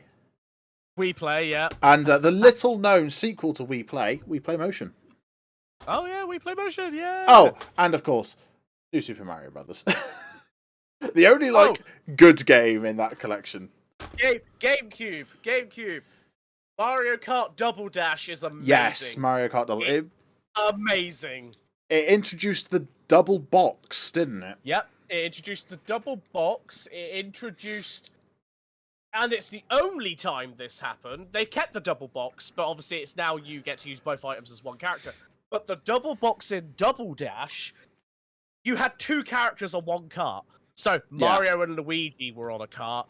Wario and Waluigi were on a cart. Peach and Toad were on a cart, I want to say. I don't know. Either way. And you basically had two characters on one cart. And then one character would hold one item, and a character would hold the other item, and you switch them around to chuck the item. And you could play a multiplayer mode where you were both in the same cart. and one of you would be like the person throwing shit, Just the and gunner. the other one would be yeah. It's like a gun on a warthog in Halo. It was so good, so good. It's a shame they didn't really revisit Double Dash in a weird way, because I think it's a really fun mechanic. They reintroduced the twin, like having 2 items at once. Yes, that stayed, but I'm talking But that's about the like, only having, thing. Having like yeah, a separate gunner kept is that, but like entirely having a separate separate. gunner, I think is And being able to switch which items as well. Yes, By switching that's right. driver. Yeah. Oh mate, Double Dash is amazing, and the Rainbow Road on it was amazing. So. Okay, before we move on from the GameCube, have you ever heard of the Panasonic Q? I've heard it, yes. It's a Nintendo licensed product that is a GameCube crammed into a DVD player. Ah, okay. So it's the same shape as a GameCube, but it has DVD playing functionality, which the GameCube didn't. No, because they use those stupid mini discs. Mini discs, yeah. And I searched the other day on eBay for Japan region GameCube, and one of these came up for $1,000. Yeah, they are mega expensive because they were a Japan only product, and there wasn't a huge number of them manufactured. But it's like they have so many more button options because it's also got like stereo surround sound and everything, outputs built in. Because it's supposed to be a game console cinema system hybrid. And it looks so fucking horrible. But it has like a slide out disc tray to put the discs in as well. It's so weird because if you glance at it, it looks like a DVD player. But then you notice that it's got all the GameCube like controller ports and the memory card slots. Also, have you ever heard, Thomas, and I'm sure you have in your research, have you heard of the Nintendo 64 Double D? The one with the DVD expansion that never really happened, yes. Thanks, Scott the Woz, for notifying me. So, basically, because Nintendo wouldn't move off cartridges at the time, and at the time cartridges were limited in storage capacity, like discs were the way forward for storing games. Well, I mean, you'd look at how much storage you can get in a Blu-ray. Yes, exactly. So so basically, all the third-party like developers disagreed with Nintendo by the time the 64 came out with cartridges. There you go. I've just put an image of the Panasonic Q in the memes channel. Oh my god! Yes, I remember. I've not I've seen them for sale. They look so bad. Yeah. But yeah, so that's the reason Square Enix, or one of the reasons SquareSoft fell out with Nintendo, because they wanted to build these massive games, Final Fantasy VII, basically. They couldn't fit it on a cart. But they couldn't fit it on a cartridge, and it would have needed. Well, I imagine it would have needed more than 3 cartridges, and Final Fantasy VII is on 3 discs. So, you know, it's like Arena, the first Elder Scrolls, comes on 5 floppy disks. Yeah, and now you can just download it. Well, they gave it away for free on the Bethesda website for like ever. I don't know if you still can get it. I think you can still get it for free. Yeah, I don't know if it's on Bethesda anymore, but you can still get it like legally for free. Yeah. I do kind of want. I do want an inbox copy of Arena on the 5 floppy disks, just because it's a piece of gaming history. Yeah, I'm really weird about. It's on Steam. It's on Steam now. Yeah. Download the full game on Steam. So you go to the website, yes. And it takes you to Steam. It was on the Bethesda launcher for the longest time, and then they discontinued it. And then they got rid of the launcher, so they've just put it on Steam. I think they gave me all the copies of Fallout for free for having the Bethesda launcher when they shut it down. Yeah. Can't complain. I have all the Fallouts. Yeah. But yeah, no, so they released, so it's on there, and it's just free to play. Nice. Just pretty cool. But yeah, there was actually a version of the Famicom that came with a floppy disk drive. Well, it was an expansion. The floppy disk interface was a separate box where you put the discs in, but then it ran through a cable and then to a massive game pack that sat in the Famicom slot and read floppy disks. But Japan's always been weird about technology. But yeah, so that's the GameCube, as well as several other things we got distracted by. Yeah. Well, I guess next comes the SP. Oh no, the original DS. Original DS. Actually, the SP is not even listed in this Well, list. the SP is just an advance. It just literally Yes, an advanced, only a clamshell all it advance. did was it became a foldy one that had a backlit screen. It literally added nothing else to the advanced lineup. Right, okay. So. Let's see if I can get the audio to pick this up this time. I'm going to keep talking so that when it does go, you can hear it. But there we go. You hear that? The DS. It's amazing. They kept the same startup sound from the DS Lite to the DSi. Right, I can turn this off now. Go away. Go away, DSi. Leave me alone. I prefer the slidey button of the. I prefer the slidey switch of the DS Lite to the DSi. But they're so much cheaper than DS Lites. You can buy a DSi for 40 quid in CEX, or it's 60 quid for a DS Lite. Despite the fact that this has more features, including internet. Still has PictoChat though, so that's still pretty fucking good. But yeah, so when you think of a DS, you think of the DS Lite. I don't actually know anyone that owned the original DS. Do you know of anyone that owned the original DS? Do you know the one where the screen was like... Did you own an original DS? Not a DS Lite? No, Damn. I owned it. It's a fat boy. It's thick. Nerd! It's a thick boy. And the stylus goes in the front. Or something stupid like that. Yeah. It's a thick boy. I had a silver one. It's actually worse than my HP PDA, wherever that is. Because that has like a stupid stylus that comes out the top. Yeah. But that's expected for a PDA, but like, what the fuck? Yeah, no, I had a silver one. Yeah, that was like the classic colour for them. I do want to get one for the collection, but I don't think I'd ever play a game on it. No, the DS Lite, though, I got so many hours out of. Yeah. Lego Star Wars 3, Lego Indiana Jones 2. As you can tell, I had a thing for Lego games. Yeah. Back in the day. I mean, to be fair, like, the sort of era that these games are out, you were what, like, 6, 7? The DS came out when I was 5, the original one. Yeah, okay. So... I got a DS Lite when I was about 9 or 10. Yeah, so, like, that sort of era for you know, Lego games... Sort of you are the perfect demographic for a Lego You say game. that, but right now, still Lego games. But I collect Lego. Look, there's a Lego Fox in the background. I mean, yes, okay. We never grew up. Yeah, we never grew up. we just learned how to behave in public. We just learned. Barely even then. Barely. But yeah, the DS. What games are obviously Brain Training. I got Professor Layton and the Curious Village. Was one of the games I had. Modern Warfare for the DS was a fucking mess of a game, and I played through it to no end. Yeah. I'll tell you what, until about 2017, the only experience I'd ever had with Call of Duty was Modern Warfare on the DS and World at War on the Wii. That was it. I'm still amazed that the Wii got Call of Duty releases, though. But the DS is just an incredible unit. Incredible game. They've sold 154.9 million units across the DS, DS Lite, and DSi. So, on my original DS, I, for the first time, played Final Fantasy III, because they made it in 3D for the DS. And it was the first time Europe and America ever got 3. They never, until the Pixel remaster, we never got the OG Final Fantasy 3.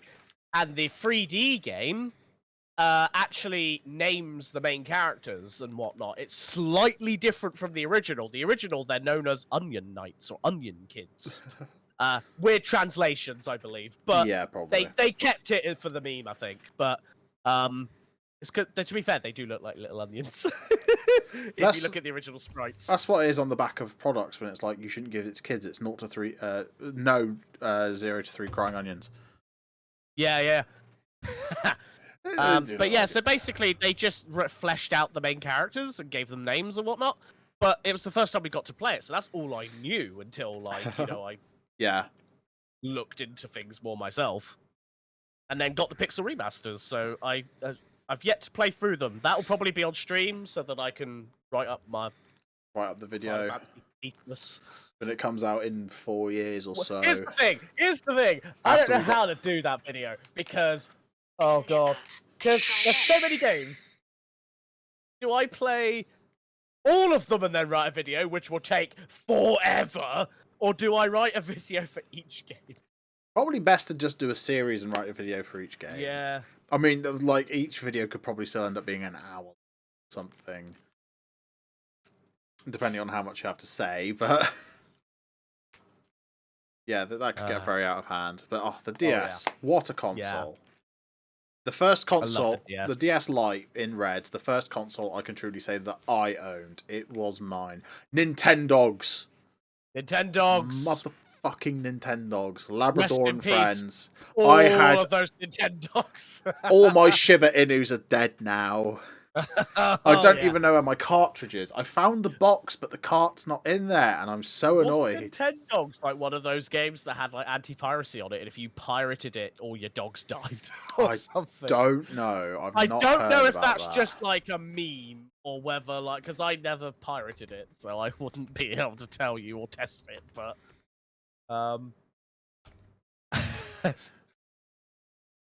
oh no.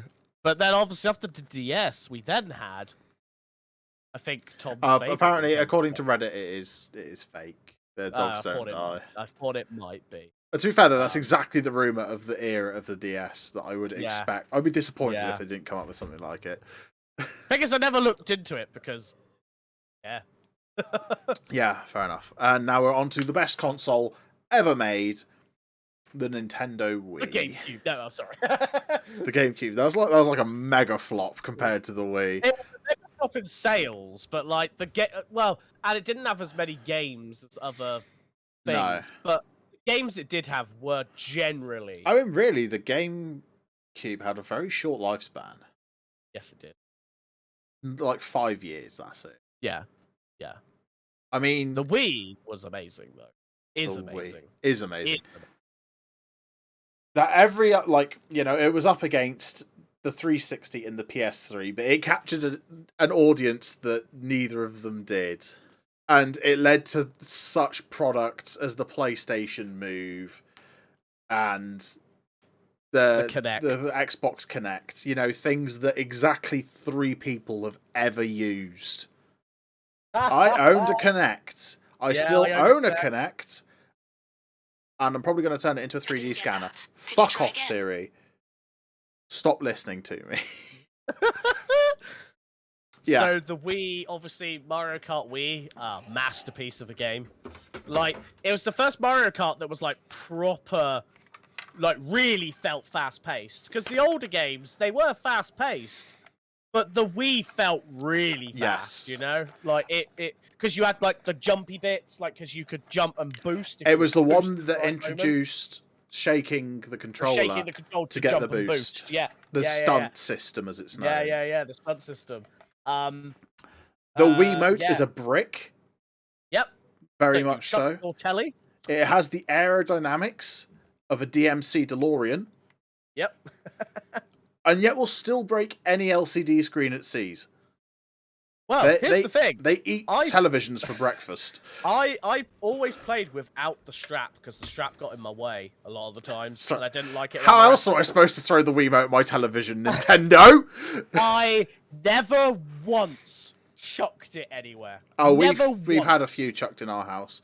We had playing tennis particularly violently. It hit the top corner of the living room and fell down behind the computer cabinet. But we've never broken a TV with one.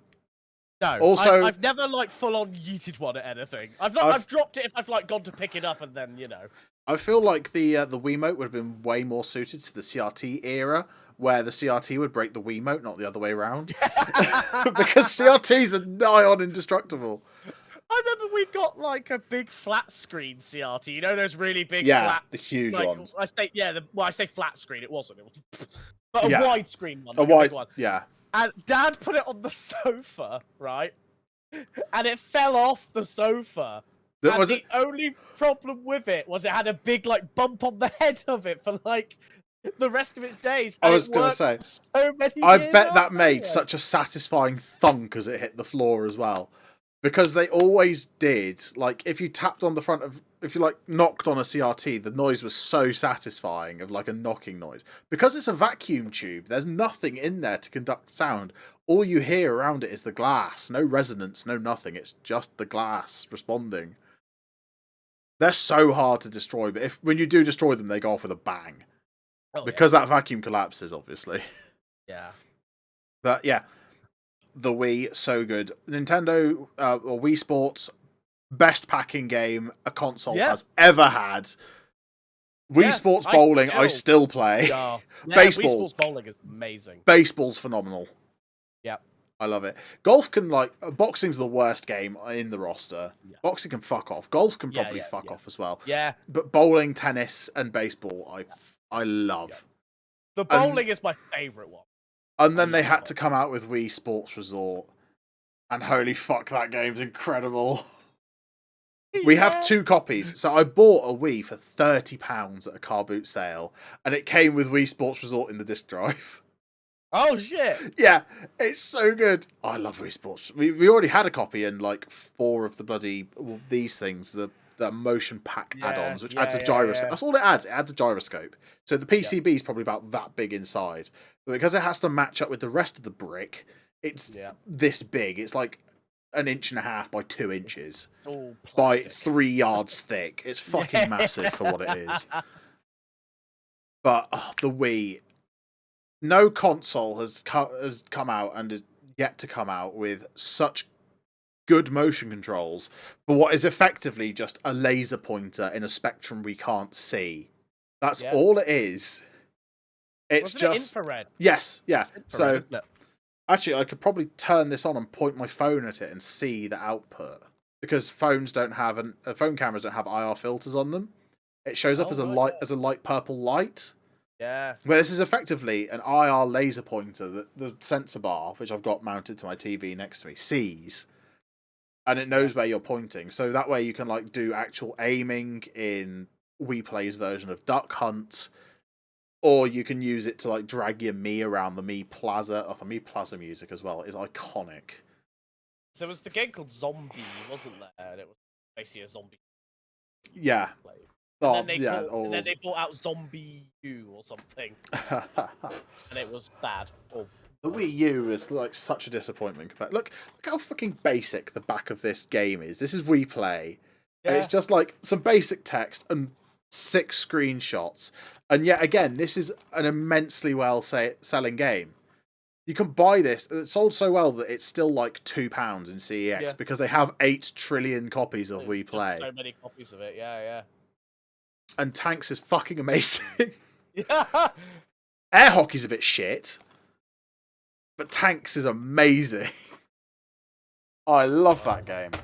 But like, we have so many shovelware games for the Wii here. So we've got like the Wii Zumba game. We've got Wii Fit and Wii Fit Plus. That's not shovelware though. That's like a proper Nintendo product that somehow exists. The Wii had so many accessories as well.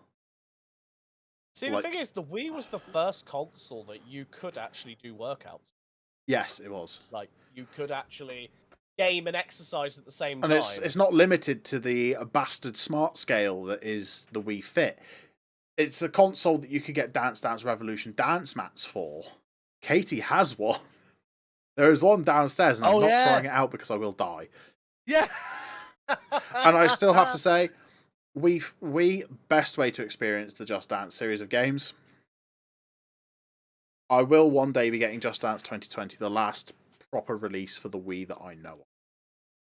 Yeah, because they were releasing them all the way up to the end, weren't they? We talked about that when we did the live stream coverage of E3 in 2019. Yeah. Oh my god, we did, yeah. It was the last Just Dance for the Wii. I think it's the last actual like release by a major publisher Wii game.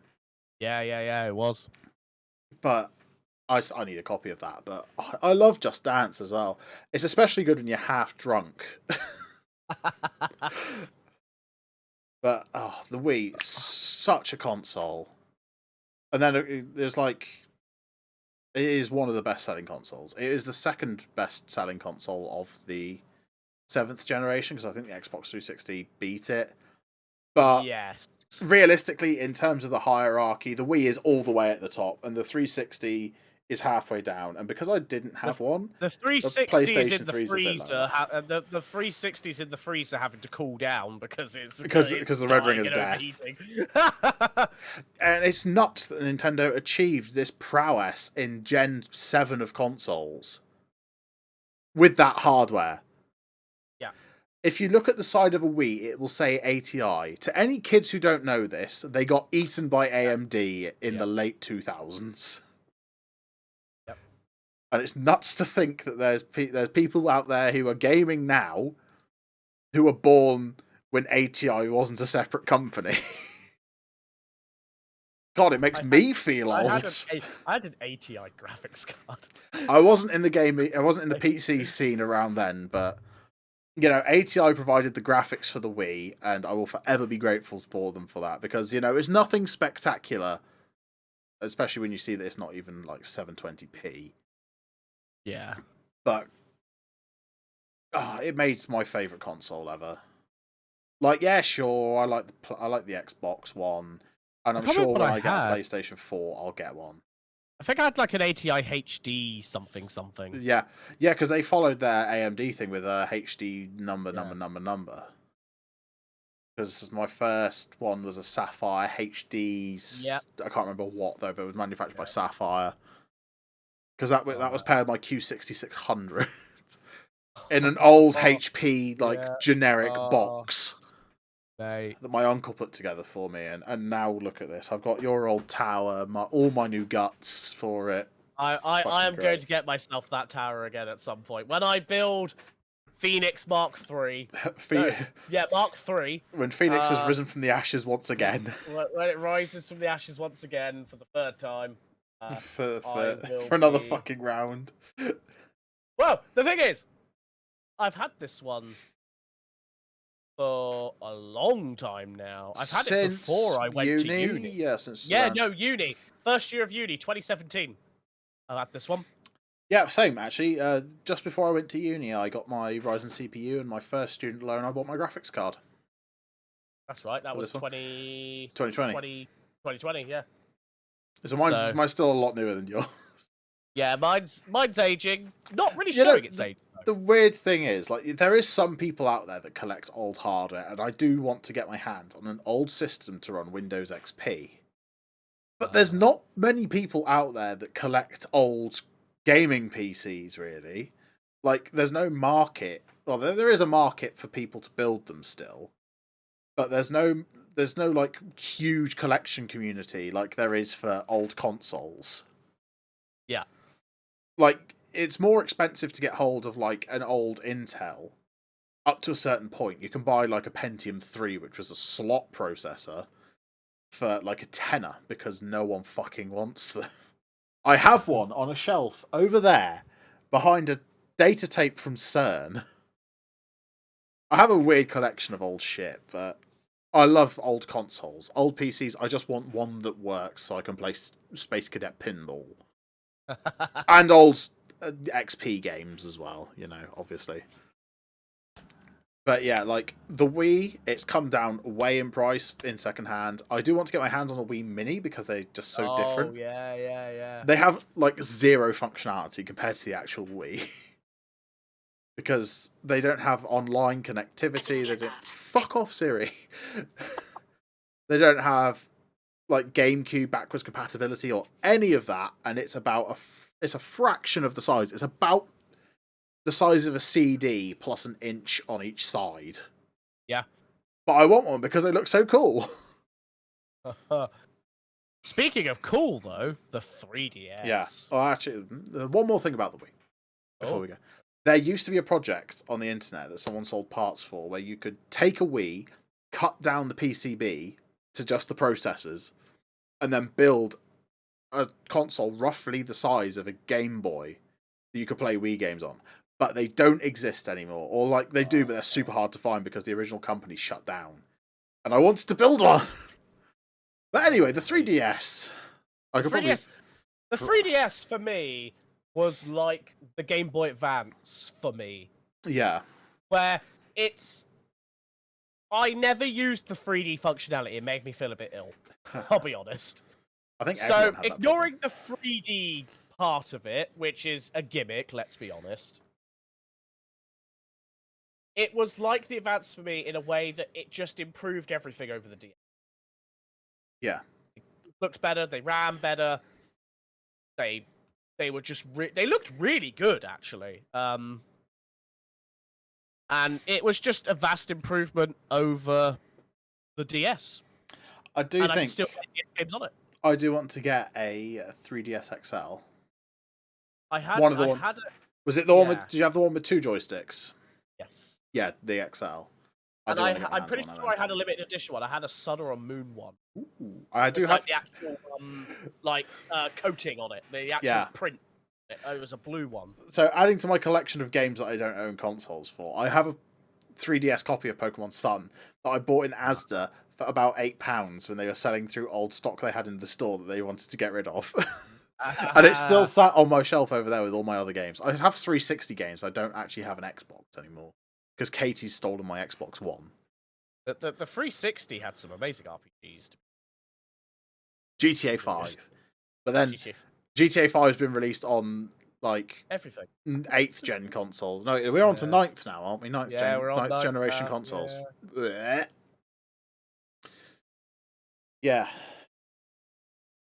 Yeah, the 3DS, I know my cousins had one. And that's about as much as I know about it. And you can't play 3DS games on the regular DS. Because the only difference in the cartridges was they added a little tiny bit of plastic more. Yep. So they couldn't go in a DS slot. I mean, I guess... You could put the DS in the... yeah, backwards compatible, but not forwards compatible, obviously, the DS. Mind you, kind of hard to make this forwards compatible when you didn't know the technology was happening. Yeah, exactly. Dun, dun, dun, dun, dun, dun, dun, dun, dun. Don't mind me just banning someone. Oh, I would if I could. Yeah. How do I do? There we go. Found it. Ban from chat. Why haven't I got my mod icons? God damn it. Give me my mod icons. There we go. There we go. Now I have them. But yeah, like the 3DS was just a bit of a step up. Much like the Wii U. It really was not a success compared to the Wii. I think there was a big problem with the naming. Calling it the Wii U, it sounds like an add-on. Yeah, people generally thought it was. Yeah.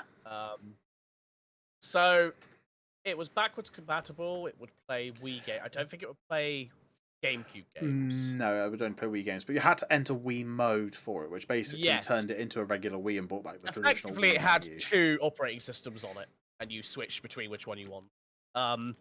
Like macOS and Windows, right? You have one of these. So you can talk about these. I'm going to disappear for a second. Oh, okay. So the Wii U, I actually liked. It didn't sell very well, but I liked the fact that I could play Mario Kart 8 because it first came out on the Wii U, for example, and I could play it in bed on the tablet that came with the console. So it was...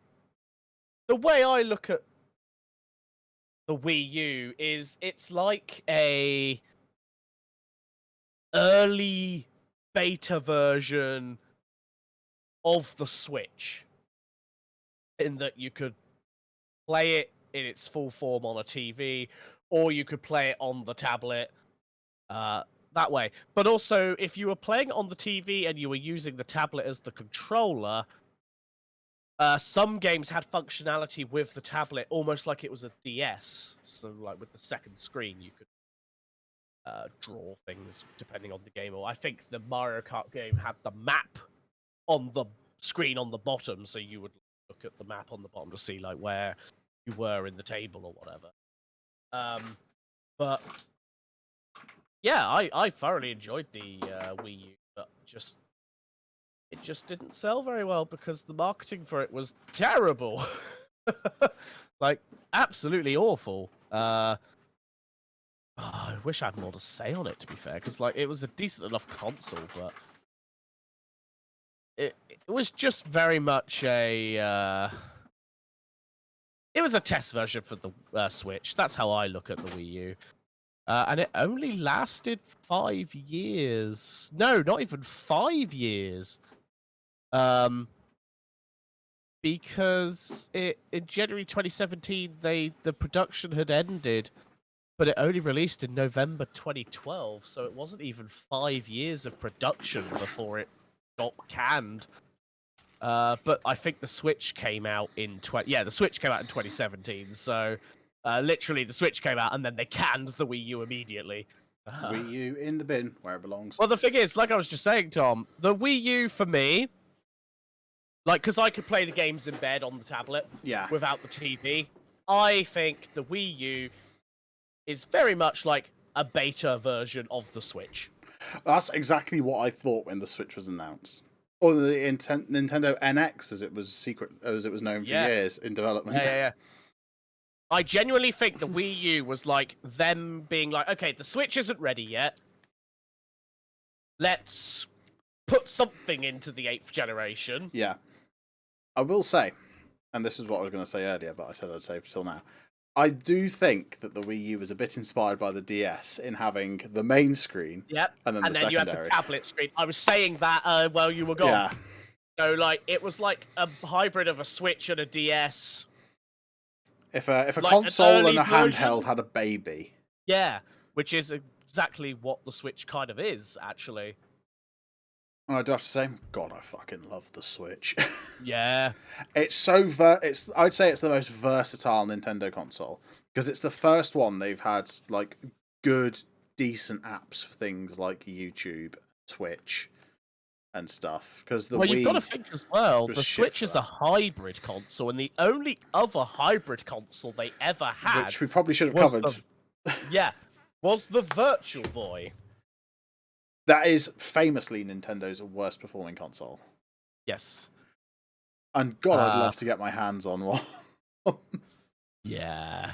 How much? It's like it's basically one of the first VR headsets, effectively. It is, yes. Yeah. There was things coming out at the time with like stereoscopic, where you wore the red and blue glasses.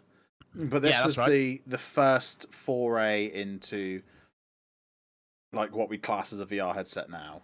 It's like the prototype Vive, which I would say the Vive is definitely the headset that launched VR into what it is now. Let's see, how much is a Virtual Boy? Oh, well, they were $180 new. Yeah, there's a lot available in Japan. Exactly 14 titles were released. Yes. In North America.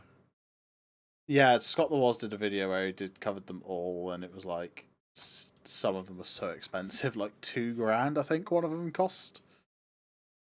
Because they're so rare because no one bought one. Well, it was canned within a few months, so it didn't have time to be mass produced. The thing is, really. It is the most, I'd say it's actually the most advanced in terms of the most R&D has been put into this product Nintendo has ever come out with.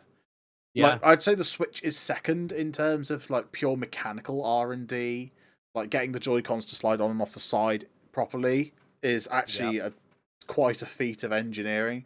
But the fact that the Virtual Boy used rotating mirrors to show you two LCD screens, which were at the side of your head like this, at slightly different intervals to create stereoscopic 3D, is actually like nuts. The fact that they developed this. The fact that they developed it canned completely, and they still went on to make the Nintendo 64. Yeah. Most companies would have probably canned it there. Well, to be fair, some companies would have kicked the bucket at that point. Yeah, well, that's what I mean. Yeah. Like, it would have completely been canned. The whole company would have just... So the fact that they went on to still make the 64 and everything is, great. That's so hard. There's like £300 or £400 to get your hands on a Virtual Boy, and you have to have them imported from Japan. Yeah, we never got one over here, I don't think. I think it was North America and Japan. Yeah. Yeah, no, we never got it. No, But that's the a shame. Switch, The Switch. effectively the Wii U's finalized version is what I like to think of it as. Yes, the Switch. The Switch. I love it. Mine's slightly stuck under my monitor and on top of my PS4. Oh god, fuck it. I'm not even gonna bother trying. Uh, Again, it it'll is be a lot the easier. It'll be a lot easier when I've got the PS5 on the desk and it stands up and I've got room. it is the most versatile of the Nintendo consoles. Like, yeah, sure, the Wii came with the browser. It was provided by Opera, so it was already shit to begin with. Well, yeah. It was already shitting itself when it got put onto the Wii, let alone like if you try to use it nowadays. Where because it's so old and out of date, it can't load half of HTML nowadays. It probably wouldn't even know what HTML5 is. No, yeah, exactly. That's the It problem. has no idea. And like, yeah, you could buy the browser for the DS for $30 US when it came out. Yeah. And it came with like a specific memory pack that went in the game card, a GameCube, a Game Boy slot, slots 2 on the DS Lite. But £123.40 for a Nintendo Virtual Boy console with a display issue. I think that's all of them, isn't it?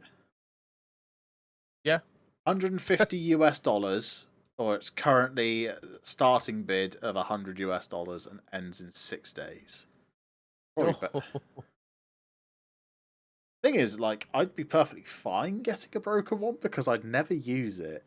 It's purely just to say, yes, I have all the Nintendo consoles. The problem is the hobby's getting more and more expensive collecting. The longer I wait to get things like an N64, the prices are just going up. And original Game Boys. Like right now, the Wii era and like the DS Lites and the DSs are the cheapest Nintendo products you can buy secondhand. But I'm interested to see where Nintendo goes next. Obviously, there's the Switch OLED that's come out recently. 2021, yeah. What do you reckon, a Switch Pro? I would like a Switch Pro, I think, because that would be my natural upgrade path, I think. I don't feel like I need the bigger screen because I play it generally on the monitor anyway. So the bigger screen for me isn't a selling point. But a Pro version that has the screen anyway would be absolutely fine. Yeah. But I don't know. I think a Pro version would be good because then they could do a little more with some of the games, you know? Yeah. To be fair, I think, like, the direction I think Nintendo would go in if they're doing, like, the classic Nintendo thing of doing some stuff that's absolutely fucking batshit insane, is the Nintendo Switch Pro, or, like, what they come out with next, would actually be a new revised dock for the Switch. Oh, yeah. But like certain older game cartridges, it adds more RAM and processing power. It has like co-processors or whatever and adds power to the system. So like you can have it in console mode where it'll do like 4K 60 and like big games, or you can have it in handheld mode, which will just do like the shit it does now. I'm genuinely surprised that wasn't the direction Nintendo went with the Switch. Yeah. Like, that's classic Nintendo, because it used to be that you could get SNES games with that added extra RAM to the system. Or hell, even they added functionality through the game card slot, or the Game Boy slot, on the DS Lite. Like, they added the Rumble Pack. Yeah, that's right. Added effectively, actually very good Rumble functionality to the DS, which doesn't have any Rumble functionality. Well, the thing is, 64 did a similar thing. You had the Rumble Pack, because the whole controller was a expansion slot. Yes. Kind of like the Dreamcast controller, but the Dreamcast had those memory cards that you could actually play games on, which was such a weird concept. The thing is, it's like, because like I was born of an era, like if I think of something small plastic that has tiny buttons on it, I immediately think Tamagotchi. Yeah. That's what I think of. Imagine if Nintendo had done something like that, but it was like you look after a Pokemon on a Tamagotchi instead. See, that would have been perfect for the Pokemon Mini. That would have That been a perfect genuinely thing for would the have Pokemon been. Mini. That would have been, yeah. Tamagotchis are back in. Yeah, they are. My older sister got one for Christmas. I know one of the moderators of MCC, Super for Eloise, got one for Christmas, and she dropped it in the bath. Kind of amusing. But yeah, it was not good. Although, with the Switch, there were a few teething issues, weren't there? The controller... Joy-Con drift, yes. Joy-Con drift. It was sort of fixed by software. I think Jess's does that. I know one of my old Joy-Cons does, but I've got new Joy-Cons on here. Because actually, if you notice, my Joy-Cons are the inverted way round to the way the red and blue are supposed to be. These are aftermarket Joy-Cons. They're still an official Nintendo. But the originals were the other way round. Speaking of aftermarket, you know when I was playing God of War and my controller was like making Kratos just walk forward randomly. I don't know what it is. I don't know why it does it. The controller is fine. Liam is in your controller and you press the walk button. What? That's an old reference. Kieran, press the walk button. What was Liam that pressed the walk button? It was Kieran. Hmm? It was Kieran. Oh, it was Kieran. Yeah. To be fair, that sounds like something you'd do. So I have just bought an aftermarket PS4 controller. It was 20 quid. So, no, yeah, 20 quid. Really cheap. I was really surprised. I thought, oh, they're going to be expensive, aren't they? So, hopefully, it comes Sunday. So, hopefully, when I do the God of War stream on Monday, I won't have weird issues with my movement anymore. I'll tell you something that's really, really weird. Yeah. So, on CEX, you can get a Wii for about 40 quid. It's more than half that price. Like, it's 20-something pounds to get a genuine Wiimote. Controller. Yeah. It's like, what the fuck? I mean, we've got like 7. Yeah, I've got. I want to get a Wiimote, a one with the Motion Plus built in. Okay, yeah. Because I've been having issues with one of our packs. Probably because of the fact of they're so shittily constructed that you can actually just wobble the whole connector. Yeah, you can just wobble the connector, yeah. Shit game, Nintendo. Oh man. But yeah, we've covered we've covered the whole of Nintendo. We've done it, guys. I mean, there's the Nintendo Switch Lite, which is under handheld because it's only handheld. But it's just a Switch with permanently glued on Joy-Cons. Without the ability to put it on a TV. So, I mean... It's like cheaper as well. A bit cheaper. Yeah. Do you remember the original marketing campaign for the Switch where it was people taking them to parties and stuff? To be fair... Then again, have you ever known a Nintendo advert to not be slightly out of the reality and also a bit cringy? Like, no, that's Nintendo.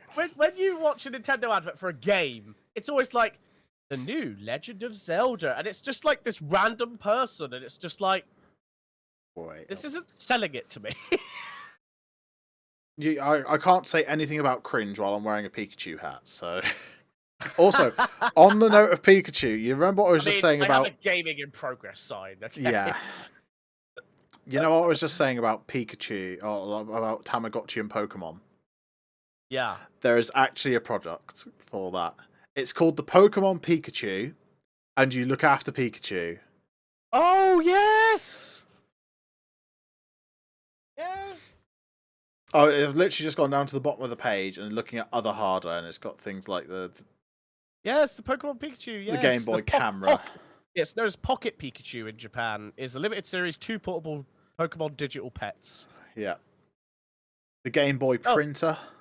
Sorry, $17.99 was. Oh damn. There you go. It is a very aftermarket one though. It's not a. It's a bit bigger actually, which actually be better for me because I'm better with bigger controls. Yeah. But oh man, Nintendo, thank you for all the years. You suck sometimes. You do stupid things. Stop giving us emulators and then banning actual emulators. Nintendo, sort out your fucking eShop as well. Yes, it sucks. You buy something and then it's like, oh well, it has to go to the warehousing team and then whatever. I'm buying a fucking game code. Yeah. You know, I can do that on Steam in 3 seconds flat. Also, please, Nintendo, go back to the days where when it had and unfortunately I don't have one on this, but when you had the days where games had the little gold oh, no, there it is, little gold seal to Nintendo Seal of standards, quality. seal of quality, where every single one of my Nintendo 64 games right now has it, including GoldenEye, which wasn't necessarily quality. It meant it was like licensed by Nintendo, and Yes, it's not. it meant it was licensed by Nintendo, and that they, at least endorsed it, right? Teenage Mutant Hero Turtles before they Yep, put the before they ninja renamed in the name. the ninja in the name because That's got the seal of quality. It must be good. yeah. But generally back then, if you got one of those, it meant that it was generally going to be a good game, or Yeah. it was whatever. Now you either A, don't get that. I mean, look at Pokemon Violet and Scarlet and Violet. They're not quality games. They're fun, but they're not quality games. Star Wars? That has a quality seal. We need to go back to the days where, like, putting Nintendo quality on it meant something. Because I do feel like the quality of Nintendo games have slipped. Hey, every cartridge on my desk has it. Yeah. So my Japanese copies don't. But that might have been... No, it wouldn't have been before. Although I do have to say, very proud of Nintendo for stopping making Player's Choice bright yellow. Yeah. That was such a strange time. Now it's Nintendo Selects, which means they have a dark red border around, which isn't much better, but it's acceptable. Yes. There was something else I was going to say on the rant of like the Nintendo. Oh, that's right. There's some games on on the Nintendo store that are like just full on porn games as well. They're having the problem that Steam has. Steam has. But come on, guys. Also, when you're coming out with a Wii Fit board for the Switch, yeah, come on, I want to play Wii Fit games on the Switch. And also, can we have the ski same sound jumping when I stand on it and it tells me I'm way too fat for it? Please? Oh, what you mean? Not that you can hear that, but stream can hear that. So there we go. I was so happy I've got that on the soundboard. If only you could hear it. It's so annoying that you can't. Oh, but well. I think it's something to do with my. It's because Discord. It's not loud enough for Discord to trigger. But if I set it too low, then you can hear everything. Discord is very weird in when it triggers and when it doesn't. Yeah, it seems to just randomly decide sometimes. You can get it working better if you have something like a Go XLR, because I'm just using a Stream Deck. It's not great. Yeah. But yeah, we've covered all the Nintendo consoles, like all the main ones anyway. That's all of Nintendo. I'm now going to go cry over eBay because I can't afford anything. Thank you all so much for joining. Follow us on places. Bluetail.media has more information. Probably follow the links on Burridge, on the Burridge and Tom page, because Tom's Tavern page is very poorly put together because I did it in about 20 seconds. And then I recreated it. Yeah. The website has been updated. I need to go back in and redo some stuff on there, but I'm currently in the middle of writing. Actually, to be fair, the Tom's Tavern page is updated with all the Tom's Tavern links. Oh, okay. Remember, I changed it. Oh, yeah. Okay. I updated it when I changed the site over. But you've got all my Twitch, Mastodon, everything over there. Because I've put my page on there now. Tom still hasn't done his own personal one. But I'll get round to it. I'm currently doing research for a possible video series sometime soonish, sometime late this year. Hopefully, some point. Oh, by the way, you still haven't released the final video for Burridge Tom. No, I haven't edited it yet. It's sort of we need it. Things happened, stuff happens. Yes. We need it. We still need it. Yeah. I'll get to work on that. And also, February, we should be recording some more for Burridge and Tom, so we'll have some ideas and we'll get some more Burridge and Tom videos. I won't have a good camera by then. Well, I mean, we can use the EOS 750D. I'll bring my Canon as cameras. Yeah, really, we should use the EOS 750D. I mean, we'll be shooting in 1080-30, but yeah, it'll be fine. It's what I use as a webcam right now, so. Yeah. Yeah, But but yeah, we'll- I'll bring mine and we'll sort it out. We'll get some more videos for Burridge and Tom as well. I'll see what we can put together. I shouldn't be working by then. I say that like I'm not applying for Well, jobs. But... you know the dates, so Hmm. just be like, I'm busy that week. Can I have holiday? Yes, well, I'll tell you after we're over. But I've got some things happening in the next week, so that might lead to employment. But Hey! anyway, thank you all so much for joining, and we'll be back maybe next week, maybe not. I don't know. I'll see how I feel. At the moment, I'm just streaming when and whenever, so we Yeah. shall see. But goodbye. Bye!